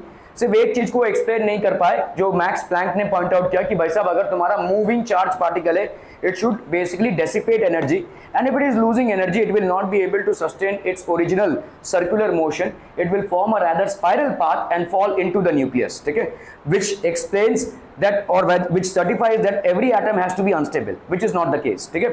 So as the Planck's quantum theory, Bohr proposed an atomic model to explain the spectra emitted by hydrogen atom. तो स्पेक्ट्रा क्यों एमिट होता है, जैसे मैंने आपको बोला कि भाई साहब ये समझ लो कोई ऑर्बिटल एनर्जी लेवल है. ठीक है, ये भाई साहब आपका E1 है और यहाँ पे E2 है. तो बोर ने बताया भाई साहब E1 में जो इलेक्ट्रॉन होगा उसका m, v और r किसके बराबर होगा, NH/2π के बराबर होगा भाई साहब, इंटीग्रल मल्टीपल के बराबर होगा. और यहाँ पे जो होगा R1, यहाँ पे आपका mv/r2 will be equal to NH/2π. यहाँ पे N1, यहाँ पे N2, ऐसा होगा. ठीक है, तो आपने जब कितना एनर्जी दे दिया है E2 माइनस E1, तब इलेक्ट्रॉन यहां से अपनी जर्नी स्टार्ट करेगा और लैंड अप करेगा कहां पे, यहां पे इंस्टेंटली लैंड अप करेगा, कोई बीच में वो नहीं आएगा. ठीक है, it is not going to come anywhere in between, it will straight away land up to the next energy level. However within a fraction of a second it will fall back to its original level, and while doing so it will emit a radiation. तो यहाँ पे भाई साहब radiation emit होगा, जितनी energy उसने gain की थी उतनी एनर्जी वो लूज करेगा. ठीक है, तो if this is the radiation emitted, this explains why the radiations are emitted by gaseous atoms when they are kept in a cathode ray tube. So accepting the Rutherford's nucleus model of an atom as well as Planck's quantum theory, Bohr proposed an atomic model to explain the spectra. ये spectra इसकी वजह से ही होता है, ठीक है, ये जो रेडिएशंस निकलते हैं इसके वजह से स्पेक्ट्रा जनरेट होती है, emitted by hydrogen atom. Bohr's atomic model, so called the planetary model of the atom, is based on the following postulate. तो क्या है भाई साहब? Nuclear concept. An atom consists of a very small area and massive central core called nucleus. ये तो भाई साहब Rutherford ने भी बोल दिया था, ठीक है. Around which planetary electrons evolve. तो आपके जो इलेक्ट्रॉन्स हैं वो रिवॉल्व कर रहे हैं इस न्यूक्लियस के आजू बाजू, प्लानिटरी मोशन में. The centripetal force required for their rotation is provided by the electrostatic attraction between the electrons and the nucleus. ठीक है, तो हर एक बॉडी चाहे वो माइक्रो हो चाहे मैक्रो हो, if it is performing a circular motion it will need a certain amount of force. ठीक है, because it is constantly undergoing acceleration. Why is it undergoing acceleration? Because there is a constant change in velocity, and whenever there is a change in velocity there is acceleration, and wherever there is acceleration there has to be a force. So who is providing this force? ठीक है, जैसे अगर आपने किसी धागे पे stone बांधा है, जब तक आप अपनी उंगलियों पे उसको नचा रहे होंगे, जब तक आप अपनी उंगलियों से उस पर फोर्स लगा रहे होंगे तब तक वो घूमेगा. इसको भाई साहब लुस्पुस कर दिया तो ये भी लुस्पुस हो जाएगा भाई साहब, नो मोशन विल हैपन. ठीक है, तो इसका मतलब अगर कोई इलेक्ट्रॉन आजू बाजू घूम रहा है किसी न्यूक्लियस के, तो उसके ऊपर कौन सा सेंट्रीपिटल, कौन फोर्स लगा रहा है? तो the force is basically due to the electrostatic force of attraction between the positively charge nucleus and the negatively charge electron. हम पहले भाई साहब इस कूलम फोर्स को जान और पढ़ और समझ चुके हैं, जो क्या होता है भाई साहब, 1/4 pi epsilon not Q1 Q2 upon R का स्क्वायर. ये होता है भाई साहब आपका कूलम का फोर्स. क्लियर है? Okay. Quantum condition of all the possible circular orbits allowed by the classical theory, the electrons are permitted to circulate only on those orbits in which the angular momentum मतलब mvr is an integral multiple of h/2 pi, where h is a Planck's constant. Therefore any permitted orbit mvr is equal to nh/2 pi 1 2 3 n की value होती है. ठीक है, तो ये सारी चीजें आप एटॉमिक स्ट्रक्चर में 11 में पढ़ चुके हैं, लेकिन इसका डेरिवेशन शायद नहीं था. यहाँ पे जो हमने डिराइव किया हुआ है mvr is equal to nh/2 pi, ये एक्चुअली दो कॉन्सेप्ट से डिराइव होता है. कहां से? एक है आपका 2 pi r is equal to n lambda. ठीक है, n टाइम्स ऑफ लैम्डा, ये एक कॉन्सेप्ट हो गया. दूसरा कॉन्सेप्ट क्या है? डी ब्रोगाइल का concept which states that lambda is equal to h/mv. ठीक है, इन दोनों को मिक्स करके हमारा mvr is equal to nh/2 pi r है. ठीक है, are we clear on this one people? Okay, where l m and v are the angular momentum. l क्या हो जाएगा भाई साहब आपका एंगुलर मोमेंटम, v हो जाएगा इसका velocity. Mass and speed of the electron. R is the radius permitted orbit and n is positive integer called principal quantum number. Principal quantum number आपके 4 टाइप के क्वांटम नंबर्स होते हैं, आपने पढ़े हुए हैं वैसा. क्या क्या होता है? प्रिंसिपल क्वांटम नंबर, फिर एजीम्यूथल क्वांटम नंबर, फिर magnetic quantum number, and then we have spin quantum number. ठीक है, क्लियर है? So these are basically the 4 types of quantum numbers that we have. Principal quantum number की value अगर भाई साहब n है, तो आपका एजीम्यूथल क्वांटम नंबर क्या हो जाएगा? एजीम्यूथल क्वांटम नंबर क्या हो जाएगा भाई साहब? हाँ, 0 से लेकर n-1 तक, 0 से लेकर n-1 तक. और अगर भाई साहब आपका ये होता है आपका l है ना, ये हो गया आपका l, और आपका मैग्नेटिक क्वांटम नंबर क्या हो जाएगा? 0 से +l और -l, ये हो गया आपका मैग्नेटिक क्वांटम नंबर. और स्पिन क्वांटम नंबर की दो ही वैल्यूज होती हैं, +12 एंड -12. ये आपने स्ट्रक्चर ऑफ एटम में पढ़ा हुआ है. ठीक है, okay. So this is called the Bohr's famous quantum conditions. Stationary orbits. What is basically a stationary orbit? While revolving in the permissible orbits. Permissible orbits कौन कौन से होते हैं? जहां पे आपका angular momentum भाई साहब mvr is equal to nh/2 pi हो, ये आपका permissible orbit है. ये जो रेडियस है, this is the permissible orbit. ठीक है, ऐसे ही मन गढ़ंत कोई भी ऑर्बिट में इलेक्ट्रॉन नहीं घूम पाएगा, वो उसी ऑर्बिट में घूम पाएगा जहां पे ये इक्वेशन फुलफिल हो रही है. ठीक है, क्लियर है? Okay. So stationary orbits, while revolving in the permissible orbits, an electron does not radiate energy. जब तक वो permissible orbit में घूमेगा, एक इलेक्ट्रॉन भाई साहब कोई भी एनर्जी रेडिएट नहीं करेगा. ठीक है, These non-radiating orbits are called stationary orbits. ये जो non-radiating orbits होते हैं, इनको हम बोलेंगे stationary orbits. Are we clear to this one people? ठीक है.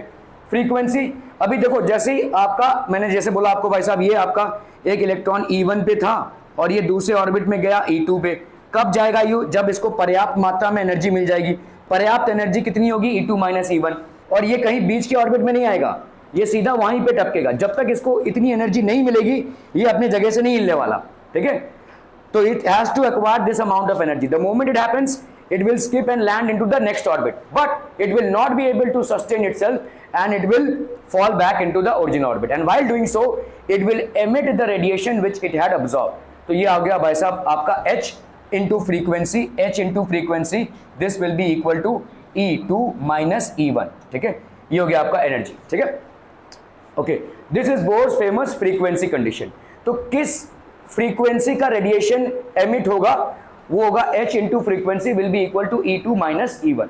क्लियर है, क्लियर है, क्लियर है पीपल. ठीक है,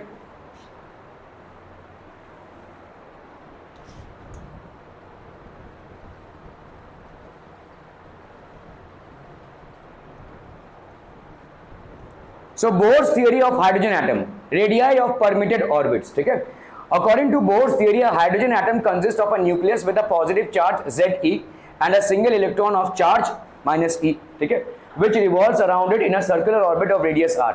This Z is the atomic number, and for hydrogen Z is equal to 1.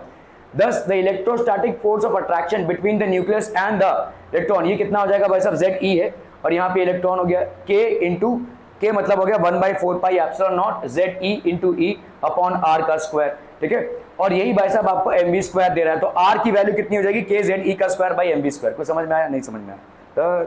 Okay, तो समझो भाई साहब यहाँ पे एक एटम है. ठीक है, ये एटम है भाई साहब, और इस एटम का ये हो गया न्यूक्लियस पार्ट. ठीक है, इस न्यूक्लियस में कितने प्रोटॉन्स होंगे?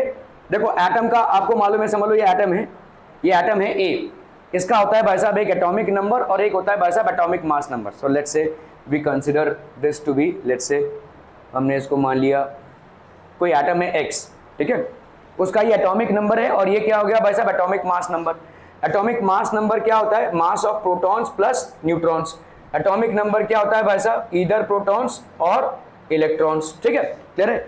ओके, तो समझो कोई एक शेल पे कितने इलेक्ट्रॉन्स हैं, एक इलेक्ट्रॉन है, कोई एक इलेक्ट्रॉन है, यहाँ पे एक इलेक्ट्रॉन है. ठीक है, ओके, अंदर भाई साहब क्या चार्ज है, अगर समझ लो मैंने आपको एग्जांपल दिया, यहाँ पे सोडियम है, सोडियम है 23 14 होता है ना, 11 23 11. ठीक है, कितने प्रोटॉन्स होंगे उसके पास, अंदर न्यूक्लियस में 11 प्रोटॉन्स होंगे. ठीक है, तो इसका मतलब जो भी आपका एटॉमिक नंबर होगा उतना ही नंबर ऑफ प्रोटॉन्स रहेगा यहाँ पे. ठीक है, और एक प्रोटॉन का चार्ज कितना होता है, प्लस ई बोल सकते हैं, which is how much, 1.6 into 10⁻⁻⁹ coulomb. Clear हम पीपल हम? ठीक है, तो भाई साहब 11 प्रोटॉन्स का चार्ज कितना होगा, 11 इंटू 1.6 इंटू, तो यहाँ पे आपका सेंटर में यहाँ पे चार्ज कितना आ जाएगा सोडियम का, 11e लिख सकते हैं हम ऐसा. ठीक है, प्लस 11e ऐसा लिख सकते हैं कि नहीं भाई साहब. ठीक है, ओके, तो अगर समझ लो आपका एटॉमिक नंबर है Z, तो आपका सेंटर में कितना पॉजिटिव चार्ज आ जाएगा, प्लस Ze. न्यूट्रॉन से हमको कोई लेना देना नहीं है क्योंकि उनका कोई चार्ज होता नहीं है. अभी हम यहाँ पे क्या बोल रहे हैं कि भाई साहब ये जो इलेक्ट्रॉन घूम रहा है एक पर्टिकुलर रेडियस में. ठीक है, this electron is basically moving in a particular radius.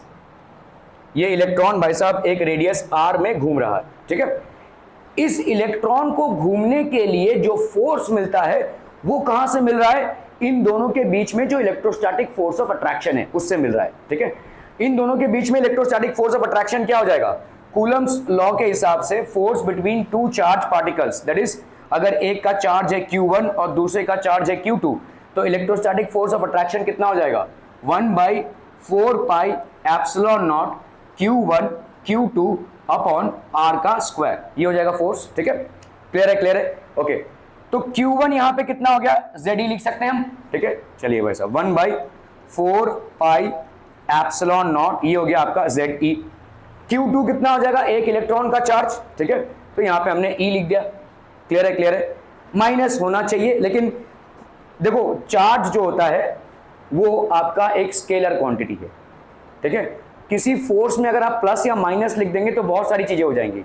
जब इधर जा रहा है फोर्स प्लस है, जब इधर आ रहा है तो माइनस है. तो फोर्स में प्लस और माइनस का होना दूसरा होता है, वेक्टर वाइज होता है. लेकिन चार्ज आपका यहाँ पे स्केलर है, तो इसीलिए हम प्लस और माइनस को नहीं ले रहे. क्या ये समझ में आ रहा है? आप बोल सकते हैं कि भाई साहब आपने यहाँ पे माइनस क्यों नहीं लिया, माइनस इसलिए नहीं ले रहे हैं क्योंकि अगर प्रोडक्ट आपका आएगा माइनस में, लेकिन माइनस फोर्स मतलब होता है अगर इधर का फोर्स जा रहा है प्लस तो इधर का फोर्स होगा माइनस, तब हम माइनस लिखते हैं. लेकिन यहाँ पे चार्ज एक स्केलर क्वांटिटी है, चार्ज का जो प्लस या माइनस होना है, ठीक है, charge is basically what, a scalar quantity, it has got no direction.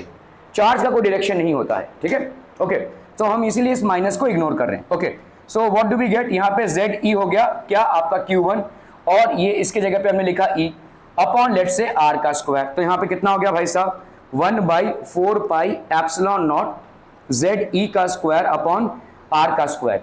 इस 1/4 पाई एप्सिलॉन नॉट की जगह पे आप K भी लिख सकते हो, K जेड ई का स्क्वायर अपॉन R का स्क्वायर। ये हो गया आपका इलेक्ट्रोस्टैटिक फोर्स।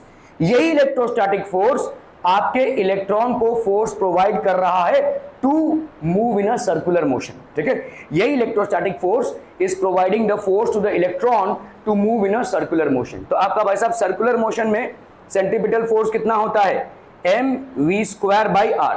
ठीक है, किसी भी बॉडी का जब वो सर्कुलर मोशन कर रहा है, where m is the mass of the electron, v is its velocity, linear velocity, and r is the radius. ठीक है, तो इन दोनों को हम इक्वल बोलेंगे भाई साहब। ठीक है, आपका electrostatic force is equal to the centripetal force.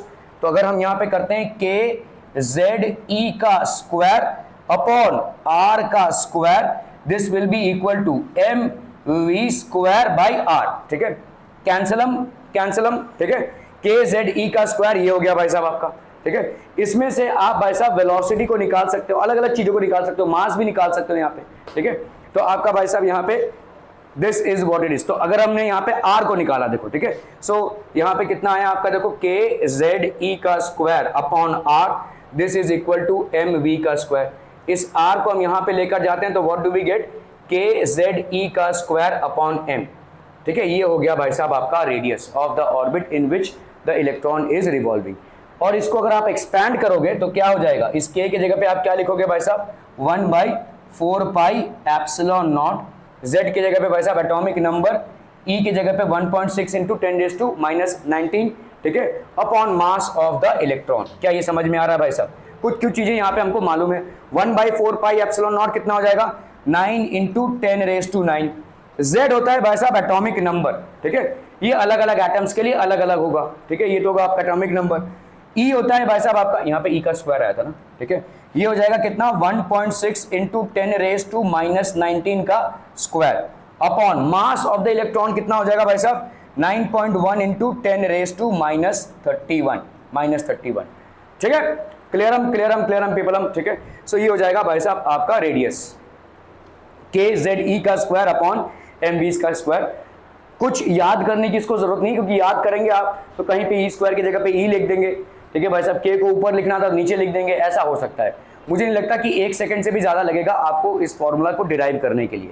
ठीक है, it has got nothing. Electrostatic force of attraction आपका मालूम ही है, 1/4 pi epsilon not q1/q2 upon r square होता है। और सेंट्रीपिटल फोर्स भाई साहब पता नहीं आप 8-9 में शायद सीखे होंगे, mv²/r होता है। दोनों को इक्वेट करना है and you can find out the value of r।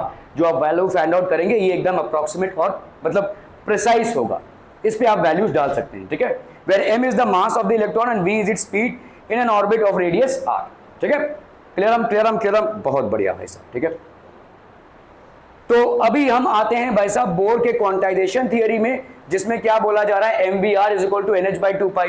तो r की वैल्यू यहां पे क्या हो गई भाई साहब, nh/2 पाई mv। क्या ये दोनों बराबर हो जाएंगे? देखो अभी हमने r की वैल्यू क्या निकाली, r की वैल्यू अभी आपने निकाली भाई साहब k Z E square by M V का स्क्वायर, ये निकाला आपने भाई साहब अभी, है ना, अभी आपने भाई साहब निकाला। और आपका angular momentum M V R जो हमने डिराइव किया था, M V R is equal to NH/2 pi by combining Bohr's का quantization theory and de Broglie का वेवलेंथ। तो ये आ रहा था, तो इसके वजह से R की वैल्यू क्या हो जाएगी, NH/2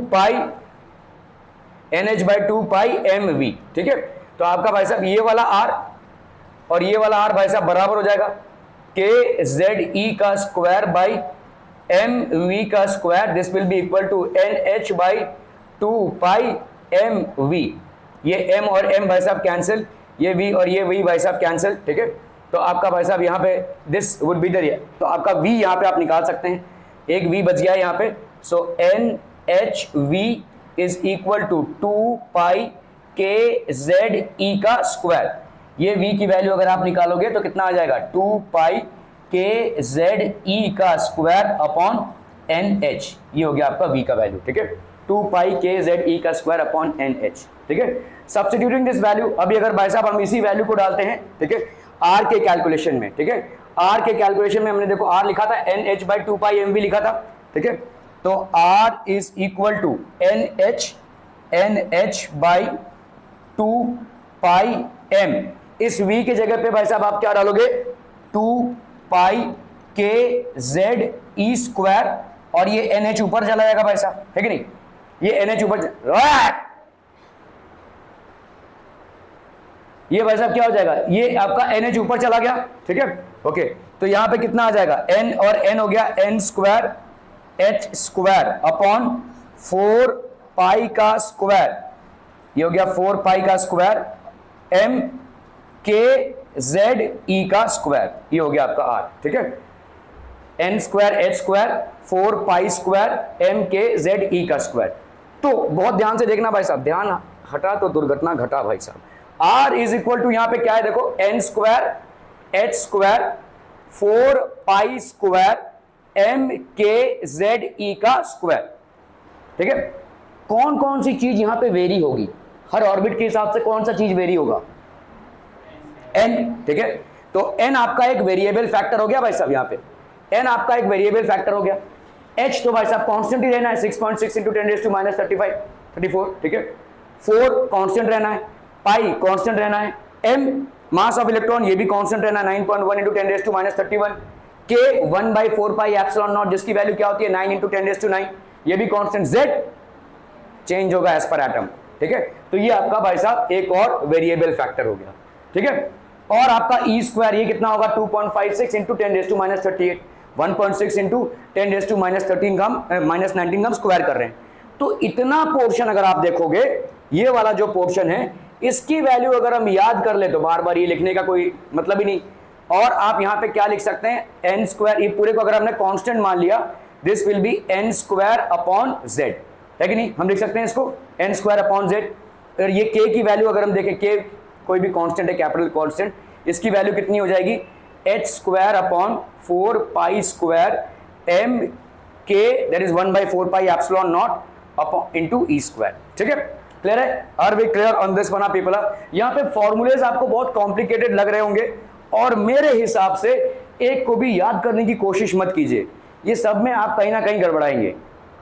बहुत आसान सा भाई साहब आपका है, आपका MVR is equal to NH/2π है, तो इसमें भाई साहब आपने R की वैल्यू इसमें ये निकाली, ठीक है, और उधर जो आपने R निकाला था वो दो कौन से फॉर्मूलेज को कंबाइन करके किया था, सेंट्रीपिटल फोर्स और इलेक्ट्रोस्टैटिक फोर्स को, उधर से दोनों R को आप इक्वेट कर दो, आपको V की वैल्यू मिल जाएगी।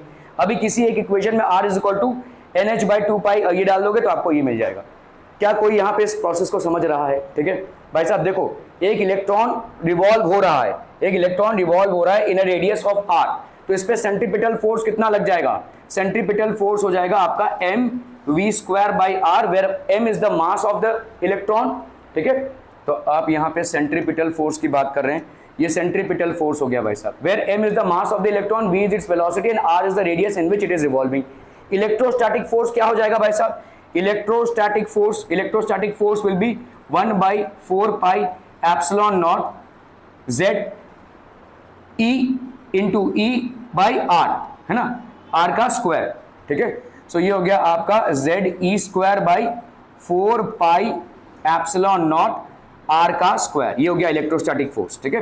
This is basically the electrostatic force, ये हो गया इलेक्ट्रोस्टैटिक फोर्स, ये हो गया आपका भाई साहब सेंट्रीपिटल फोर्स। ये दोनों भी फोर्सेस आपके क्या हो जाएंगे, बराबर, तो आपका भाई साहब mv²/r is equal to ZE²/4πε0 r का स्क्वायर, ये कैंसलम, ठीक है, इस r को हमने इधर लिया तो यहाँ पे क्या हो जाएगा ZE²/4πε0, ये r हमने इधर ले लिया है, अपॉन mv का स्क्वायर, ठीक है, फटाफट से आ गया भाई साहब ये, ठीक है, 4πε0 mv का स्क्वायर, जिसको हम क्या लिख सकते हैं भाई साहब 1/4πε0 को तो हम इजीली वहां पे लिख सकते हैं, इस 1/4πε0 को क्या लिख सकते हैं, k ZE का स्क्वायर अपॉन mv का स्क्वायर, ये 1/4πε0 को हम k लिख सकते हैं, ठीक है, ZE का स्क्वायर अपॉन mv का स्क्वायर, ये हो गया आपका r भाई साहब, this is basically your r।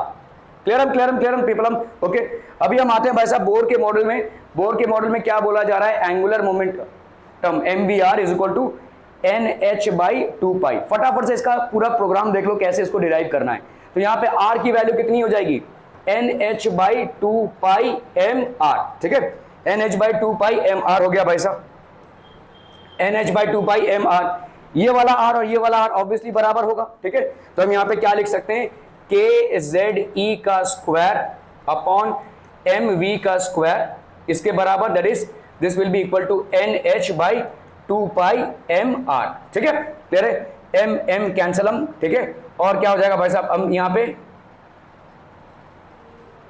2 पाई, अच्छा यहां पे mv होगा ना, ये दिस विल बी mv, तो ये है आपका v, सॉरी ये आपका v है ना, तो यहां पे एक v गया और ये एक v गया, ठीक है, क्लियर है। इस v को आप इधर लेकर आ जाओ, ये v इधर आ गया, ये NH इधर आ गया, तो KZE का स्क्वायर अपॉन 2 पाई NH, 2 पाई नहीं 2 पाई ऊपर जाएगा ना भाई साहब, यहां पे हो गया आपका NH और V, और इधर कितना हो गया 2 पाई KZE का स्क्वायर। तो V की वैल्यू भाई साहब कितनी हो जाएगी, 2 पाई KZE का स्क्वायर अपॉन NH, ठीक है, अपॉन NH, ये हो गया आपका V का वैल्यू, ठीक है, क्लियर क्लियर क्लियर। इसी V को आपको भाई साहब किस फॉर्मूले में लगाना है, किसी भी एक फॉर्मूले को उठाकर लगा दो, देखो MVR is equal to NH/2 pi होता है, तो आपका भाई साहब यहां पे R की वैल्यू क्या हो जाएगी, NH/2 पाई mv, ऐसा लिख सकते हैं, NH/2 पाई mv, ये हो गया R का वैल्यू, ठीक है। इस V को यहां पे सब्स्टिट्यूट कर दो, तो यहां पे कितना हो जाएगा, this one will be NH upon 2 पाई, ठीक है, V की जगह 2 पाई m इंटू 2 पाई KZ, ठीक है, 2 पाई KZ E स्क्वायर, NH ऊपर चला जाएगा इंटू NH, है ना, तो ये हो गया कितना भाई साहब आपका N स्क्वायर H स्क्वायर, ये हो गया आपका भाई साहब 4 पाई स्क्वायर, ये 2 पाई और ये 2 पाई 4 पाई स्क्वायर, m मतलब मास ऑफ इलेक्ट्रॉन, ठीक है, और कितना बचा भाई साहब आपका k मतलब होगा 1/4 पाई एप्सिलॉन नॉट। हाँ तेरे पीछे भी कोई बैठा है, देख रहा है पीछे, तेरे को देख रहा हूं मैं, सो रहा है बैठ के तू, ये डिराइव कर लेगा ना, आगे कर ले चल आजा कर ले, mk, ठीक है, नहीं मतलब तो ठीक है ना, तू सही प्रूव कर दे अपने आप को सही, ये ब्लैंक स्क्रीन रख रहा हूं, यहां पे आके डिराइव कर ले जितने भी फॉर्मूले अभी तक डिराइव किए हैं। एम के हो गया भाई साहब, ये this will be 4 pi square M K, और ये कितना हो जाएगा भाई साहब z, और ये हो गया आपका E का स्क्वायर, ठीक है। R कितना हो जाएगा भाई साहब, दिस विल बी, ये हो गया आपका R का वैल्यू, ठीक है। जहां पे वेरिएबल फैक्टर्स आपके क्या हो गए, n स्क्वायर, और भाई साहब क्या हो जाएगा आपका z, ये आपका वेरिएबल फैक्टर्स हो गया। हर एक शेल में आपका n वेरी करेगा और हर एक दूसरे एटम में आपका z वेरी करेगा, ठीक है। z मतलब होता है आपका एटॉमिक नंबर, ठीक है। तो ये पॉसिबल नहीं है ह्यूमनली कि आप इतने सारे फॉर्मूलेस को याद रखें, लेकिन बेसिक कॉन्सेप्ट्स को अगर आप याद रखेंगे, एक हो गया आपका क्या, आपका पहला स्टार्ट अगर हम करें तो पहला आपका स्टार्ट क्या हो जाएगा, जो एकदम छोटे छोटे फॉर्मूलेज हैं जो उनको आपको याद रखना बहुत जरूरी है, वो है आपका 2 पाई आर क्या हो जाएगा n लैम्डा के बराबर, ये पहला है, ठीक है। दूसरा क्या हो जाएगा बोलो, हाँ 2 pi r is equal to NH, या हम डी ब्रोगाइल का वेवलेंथ ले लें, जो याद रखना जरूरी है, ठीक है, जिससे आप कोई भी तिग्रम लगाकर आर वी ये सब कैलकुलेट कर सकते हैं। तो दूसरा क्या हो जाएगा, डी आपका डी ब्रोगाइल का वेवलेंथ क्या बोलता है, lambda is equal to h by m into V, ये हो गया डी ब्रोगाइल का वेवलेंथ, ठीक है। तीसरा क्या है भाई साहब आपका एंगुलर मोमेंटम MVR, इन दोनों को कंबाइन करोगे तो मिल जाएगा, इन दोनों को कंबाइन करोगे तो angular momentum MVR is equal to NH by 2 pi, ये आपको भाई साहब मिल जाएगा, ठीक है।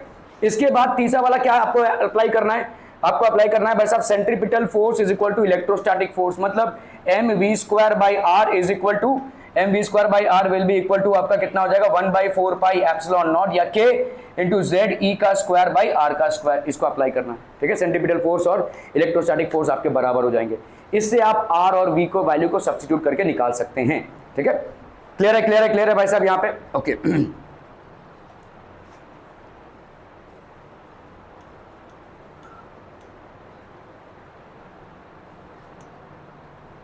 So clearly the radius of the permitted orbits are proportional to n square. आपने भाई साहब यहां पे देखा रेडियस क्या आया, रेडियस की वैल्यू कितनी आई भाई साहब, रेडियस की वैल्यू आई n square h square 4 pi square m के। तो रेडियस जो परमिटेड ऑर्बिट्स के होंगे, n की वैल्यू जब 1 है तो क्या आएगा, n स्क्वायर की वैल्यू 1, n की वैल्यू जब 2 है तो क्या आएगा 4, n की वैल्यू जब 3 है तो क्या आएगा 9, n की वैल्यू जब 4 है तो क्या आएगा 16।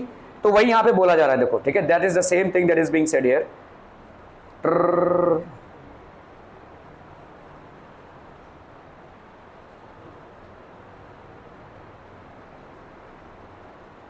तो यही चीज यहां पे बोली जा रही, clearly the radii of the permitted orbits are, clearly the radii of the permitted orbits, तो रेडियाई आपके परमिटेड ऑर्बिट्स के 1, 4 और 9, 16 के बराबर होंगे, ठीक है।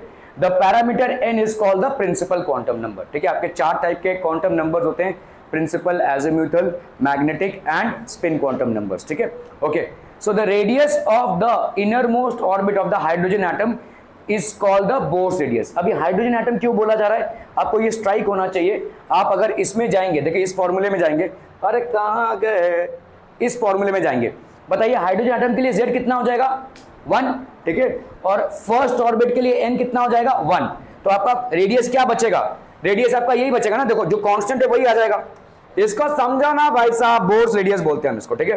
दिस इज ए नॉट भी बोलेंगे, या इसको हम बोलेंगे भाई साहब बोर्स का radius, Bohr's radius of hydrogen atom, Bohr's radius of hydrogen atom, of hydrogen atom, ठीक है। इसमें आपका n का वैल्यू कितना भाई साहब 1, ठीक है, और z की वैल्यू कितनी भाई साहब 1।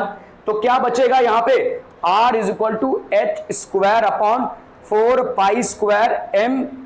इसको अगर आप k को एक्सपैंड करना चाहते हैं तो 1/4 पाई एप्सिलॉन नॉट, ठीक है। z की वैल्यू भी यहाँ पे 1 हो गई, e का स्क्वायर, ठीक है। यही वैल्यू आप बार बार पुटअप कर सकते हैं, ठीक है, बार बार। अगर इस वैल्यू को आप जान जाते हैं, जानना क्या है, कैलकुलेट करना है बस, ठीक है। तो इसको हम बोलेंगे बोर्स ऑर्बिट। तो यहाँ पे आप कर लो बस, आप h square 4 pi square m मतलब mass of electron, h square के आप जगह पे लिखेंगे 6.63 इंटू 10⁻⁻34, इसका आप करेंगे स्क्वायर, ठीक है। 4 पाई स्क्वायर मतलब 4 इंटू 3.14 का स्क्वायर, m मतलब आपका हो गया mass of an electron 9.1 into 10⁻31 kg, k हो गया आपका 1/4 pi epsilon not, that is 9 into 10⁻9, ठीक है। और e का स्क्वायर मतलब 2.56 इंटू 10⁻38 कर सकते हैं। इन सब का स्क्वायर करेंगे तो आपको कितना आ रहा है 5.29 इंटू 10⁻11 मीटर, जिसको अगर मुझे -10 लिखना है तो इसको अगर मैं इधर ले लूं 0.529, तो यहाँ पे कितना आ जाएगा बोलो 10⁻10 मीटर, जिसको हम क्या लिख सकते हैं 0.53, इसको हम क्या लिखें 0.529 एंगस्ट्रॉम लिख सकते हैं। एंगस्ट्रॉम मतलब होता है 10⁻10, इस 29 को कन्वर्ट करके लिख दो भाई साहब 0.53 एंगस्ट्रॉम। क्लियर है, क्लियर क्लियर क्लियर, बस इसी को आप मल्टीप्लाई करते रहो।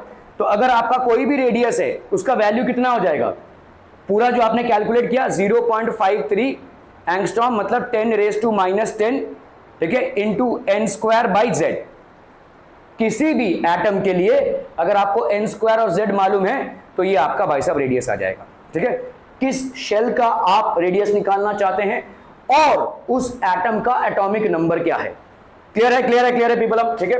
तो ये हो गया आपका 0.53 एंगस्ट्रॉम, ये आपको याद रखना है, क्योंकि इतना कैलकुलेशन तो आप करने से रहे भाई साहब, ठीक है, मतलब कोई मतलब नहीं बनता है इसका। So you will have to basically understand कि 0.53 आ कहां से रहा है, तो फॉर एनी एटम। और लेकिन एक बात है यहाँ पे, ये जो आपने कैलकुलेट किया है ये सिर्फ और सिर्फ बोर के पोस्टुलेट के हिसाब से सिर्फ और सिर्फ हाइड्रोजन एटम के लिए ही एप्लीकेबल है, या हाइड्रोजन लाइक एटम्स के लिए, मतलब हाइड्रोजन के आजू बाजू वाले एटम्स के लिए, हीलियम हो गया, लिथियम हो गया, उससे ज़्यादा नहीं, बोरॉन से ज़्यादा नहीं जा पाएगा, ठीक है। सो फिलहाल आपके जो सवाल बनते हैं वो हाइयर एटम्स के लिए नहीं बनते हैं। इस फॉर्मूला को यूज करते हुए जो रेडियस आप निकालते हैं वो हाइयर ऑर्बिट्स के लिए नहीं बनते हैं, हाइयर एटम्स के लिए नहीं बनते। तो हाइड्रोजन या हाइड्रोजन लाइक एटम्स पे ही आपके सवाल बनेंगे। क्लियर है, समझ में आ रहा है। तो आप यहां पे सीधा सीधा लिख सकते हैं radius of any orbit of an atom is equal to कितना हो जाएगा 0.53 angstrom, that is 10⁻10 0.53 angstrom into n का square where n is its principal quantum number upon z where z is its atomic number. क्लियरम पीपलम, okay. So speed of the electron, भाई साहब speed of the electron कितना होगा? From equation 1 we can find out this, that is 2 pi K Z E square by N H, है ना भाई साहब, स्पीड निकाल सकते हैं। अगर हम हाइड्रोजन का वैल्यू लें तो यहाँ पे z की वैल्यू कितनी है? 1, देयरफॉर हम यहाँ पे क्या लिख सकते हैं? 2 पाई के ई का स्क्वायर अपॉन एन एच, ठीक है। तो इसका भाई साहब 2 पाई, यहाँ पे देखो z की वैल्यू 1 हो गई, तो 2 पाई के z की value 1 E square upon N H, ठीक है। अभी इसी को हम अगर यहाँ पे कैलकुलेट करते हैं, देखो एन एच हम ऐसा लिख सकते हैं C H into C by N, ये सी और सी कैंसिल हो जाएगा, बोलो तो कितना बचेगा? एच और एन बचेगा। सी मतलब है velocity of light, C into H जब आप करते हैं, ठीक है, तो ये आपका आता है अल्फा सी बाई एन। तो ये जो क्वांटिटी आ जाती है this is called alpha C by N, where alpha is a dimensionless quantity. Alpha की वैल्यू कितनी है यहाँ पे भाई साहब? 2 पाई के ई स्क्वायर, ठीक है, बाई सी एच, ये हो जाएगा आपका dimensionless quantity. It is a dimensionless constant, ठीक है। अल्फा की वैल्यू यहाँ पे भाई साहब is a dimensionless constant and is called a fine structure constant, ठीक है। इसमें अल्फा में सारे वैल्यूज को अगर हम डालेंगे तो 2 पाई की वैल्यू 2 इंटू 3.14, के की वैल्यू 9 इंटू 10⁻⁹, ई की वैल्यू 1.6 इंटू 10⁻⁻19 का स्क्वायर, सी की वैल्यू है 3 इंटू 10⁸, स्पीड इलेक्ट्रोमैग्नेटिक वेव का स्पीड है तो 3 इंटू 10⁸, 6.63 इंटू 10⁻34, इसका वैल्यू आ जाएगा 1/137। तो velocity will be 1/137 into C by N. समझ में आता? ठीक है। अरे भाई साहब यहाँ पे देखो हमने वेलोसिटी की वैल्यू निकाली है, यहाँ पे वेलोसिटी है ना, कैसे वेलोसिटी की वैल्यू निकाली है आपने भाई साहब? K Z E square M V square is equal to N H by 2 pi, इसको करके आपने वेलोसिटी की वैल्यू निकाल ली यहाँ पे, ठीक है। So we have already gone through this. तो हमारा वेलोसिटी का वैल्यू यहाँ पे कितना हो जाएगा? वेलोसिटी का वैल्यू हो जाएगा 2 पाई के जेड ई का स्क्वायर अपॉन एन एच। तो हम यहाँ पे कर क्या रहे हैं? हम यहाँ पे कर रहे हैं भाई साहब 2 पाई के जेड ई का स्क्वायर। तभी हाइड्रोजन एटम लिया है हमने, हाइड्रोजन एटम के लिए जेड कितना हो जाएगा? 1, ठीक है। जेड हो जाएगा भाई साहब आपका 2 पाई के ई का स्क्वायर अपॉन एन एच, ठीक है। अभी हमने यहाँ पे क्या कर दिया भाई साहब? सी से मल्टीप्लाई कर दिया, ठीक है। सी बाई एच किया था ना, क्या किया था हमने? हाँ, ऊपर नीचे सी से मल्टीप्लाई किया था, नहीं एन बाई सी किया था ना, हाँ ठीक है। चलिए भाई साहब, तो इसको अगर हम करते हैं ऐसा 2 pi square N by C,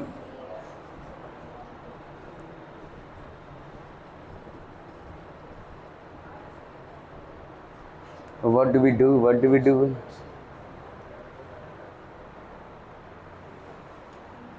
okay, so यहाँ पे देखो 2 पाई के जेड ई का स्क्वायर है, एन बाई एच है, 2 पाई के ई का स्क्वायर, यहाँ पे C H C by N से मल्टीप्लाई किया है तो सी और सी कैंसिल हो जाएंगे, ठीक है। तो इस पूरे चीज का वैल्यू, ये जो आपका पूरा चीज आ रहा है 2 पाई K E square C H, तो यहाँ पे सारे वैल्यूज को अगर हम सब्स्टिट्यूट करते हैं तो हमारा कितना आता है? 1/137, और बाहर क्या रह गया आपका? c बाई एन, ठीक है, बाहर आपका रह जाएगा c बाई एन। तो velocity of an electron which is moving in the nth orbit is given by alpha c by N, where alpha की वैल्यू क्या होगी? 1/137। ये एक यूनिटलेस और डायमेंशनलेस कांस्टेंट होगा, ठीक है। और उसकी वैल्यू हम कहां से निकालेंगे? 2 पाई के ई का square upon C H into C, that is 3 into 10⁸ metre per second upon N, N की वैल्यू जो भी 1 2 3 होगी। तो देखो इसका ही जो यूनिट होगा वही इसका यूनिट हो जाएगा, 3 इंटू 10⁸ मीटर पर सेकेंड ही वेलोसिटी की यूनिट हो जाएगी। क्लियरम पेपलम, ठीक है। सो ये हो गया आपका 1 by, thus the speed of the electron in the innermost orbit is 1/137 the speed of light in vacuum, while the speed in the outer orbits varies inversely with n, ठीक है। ओके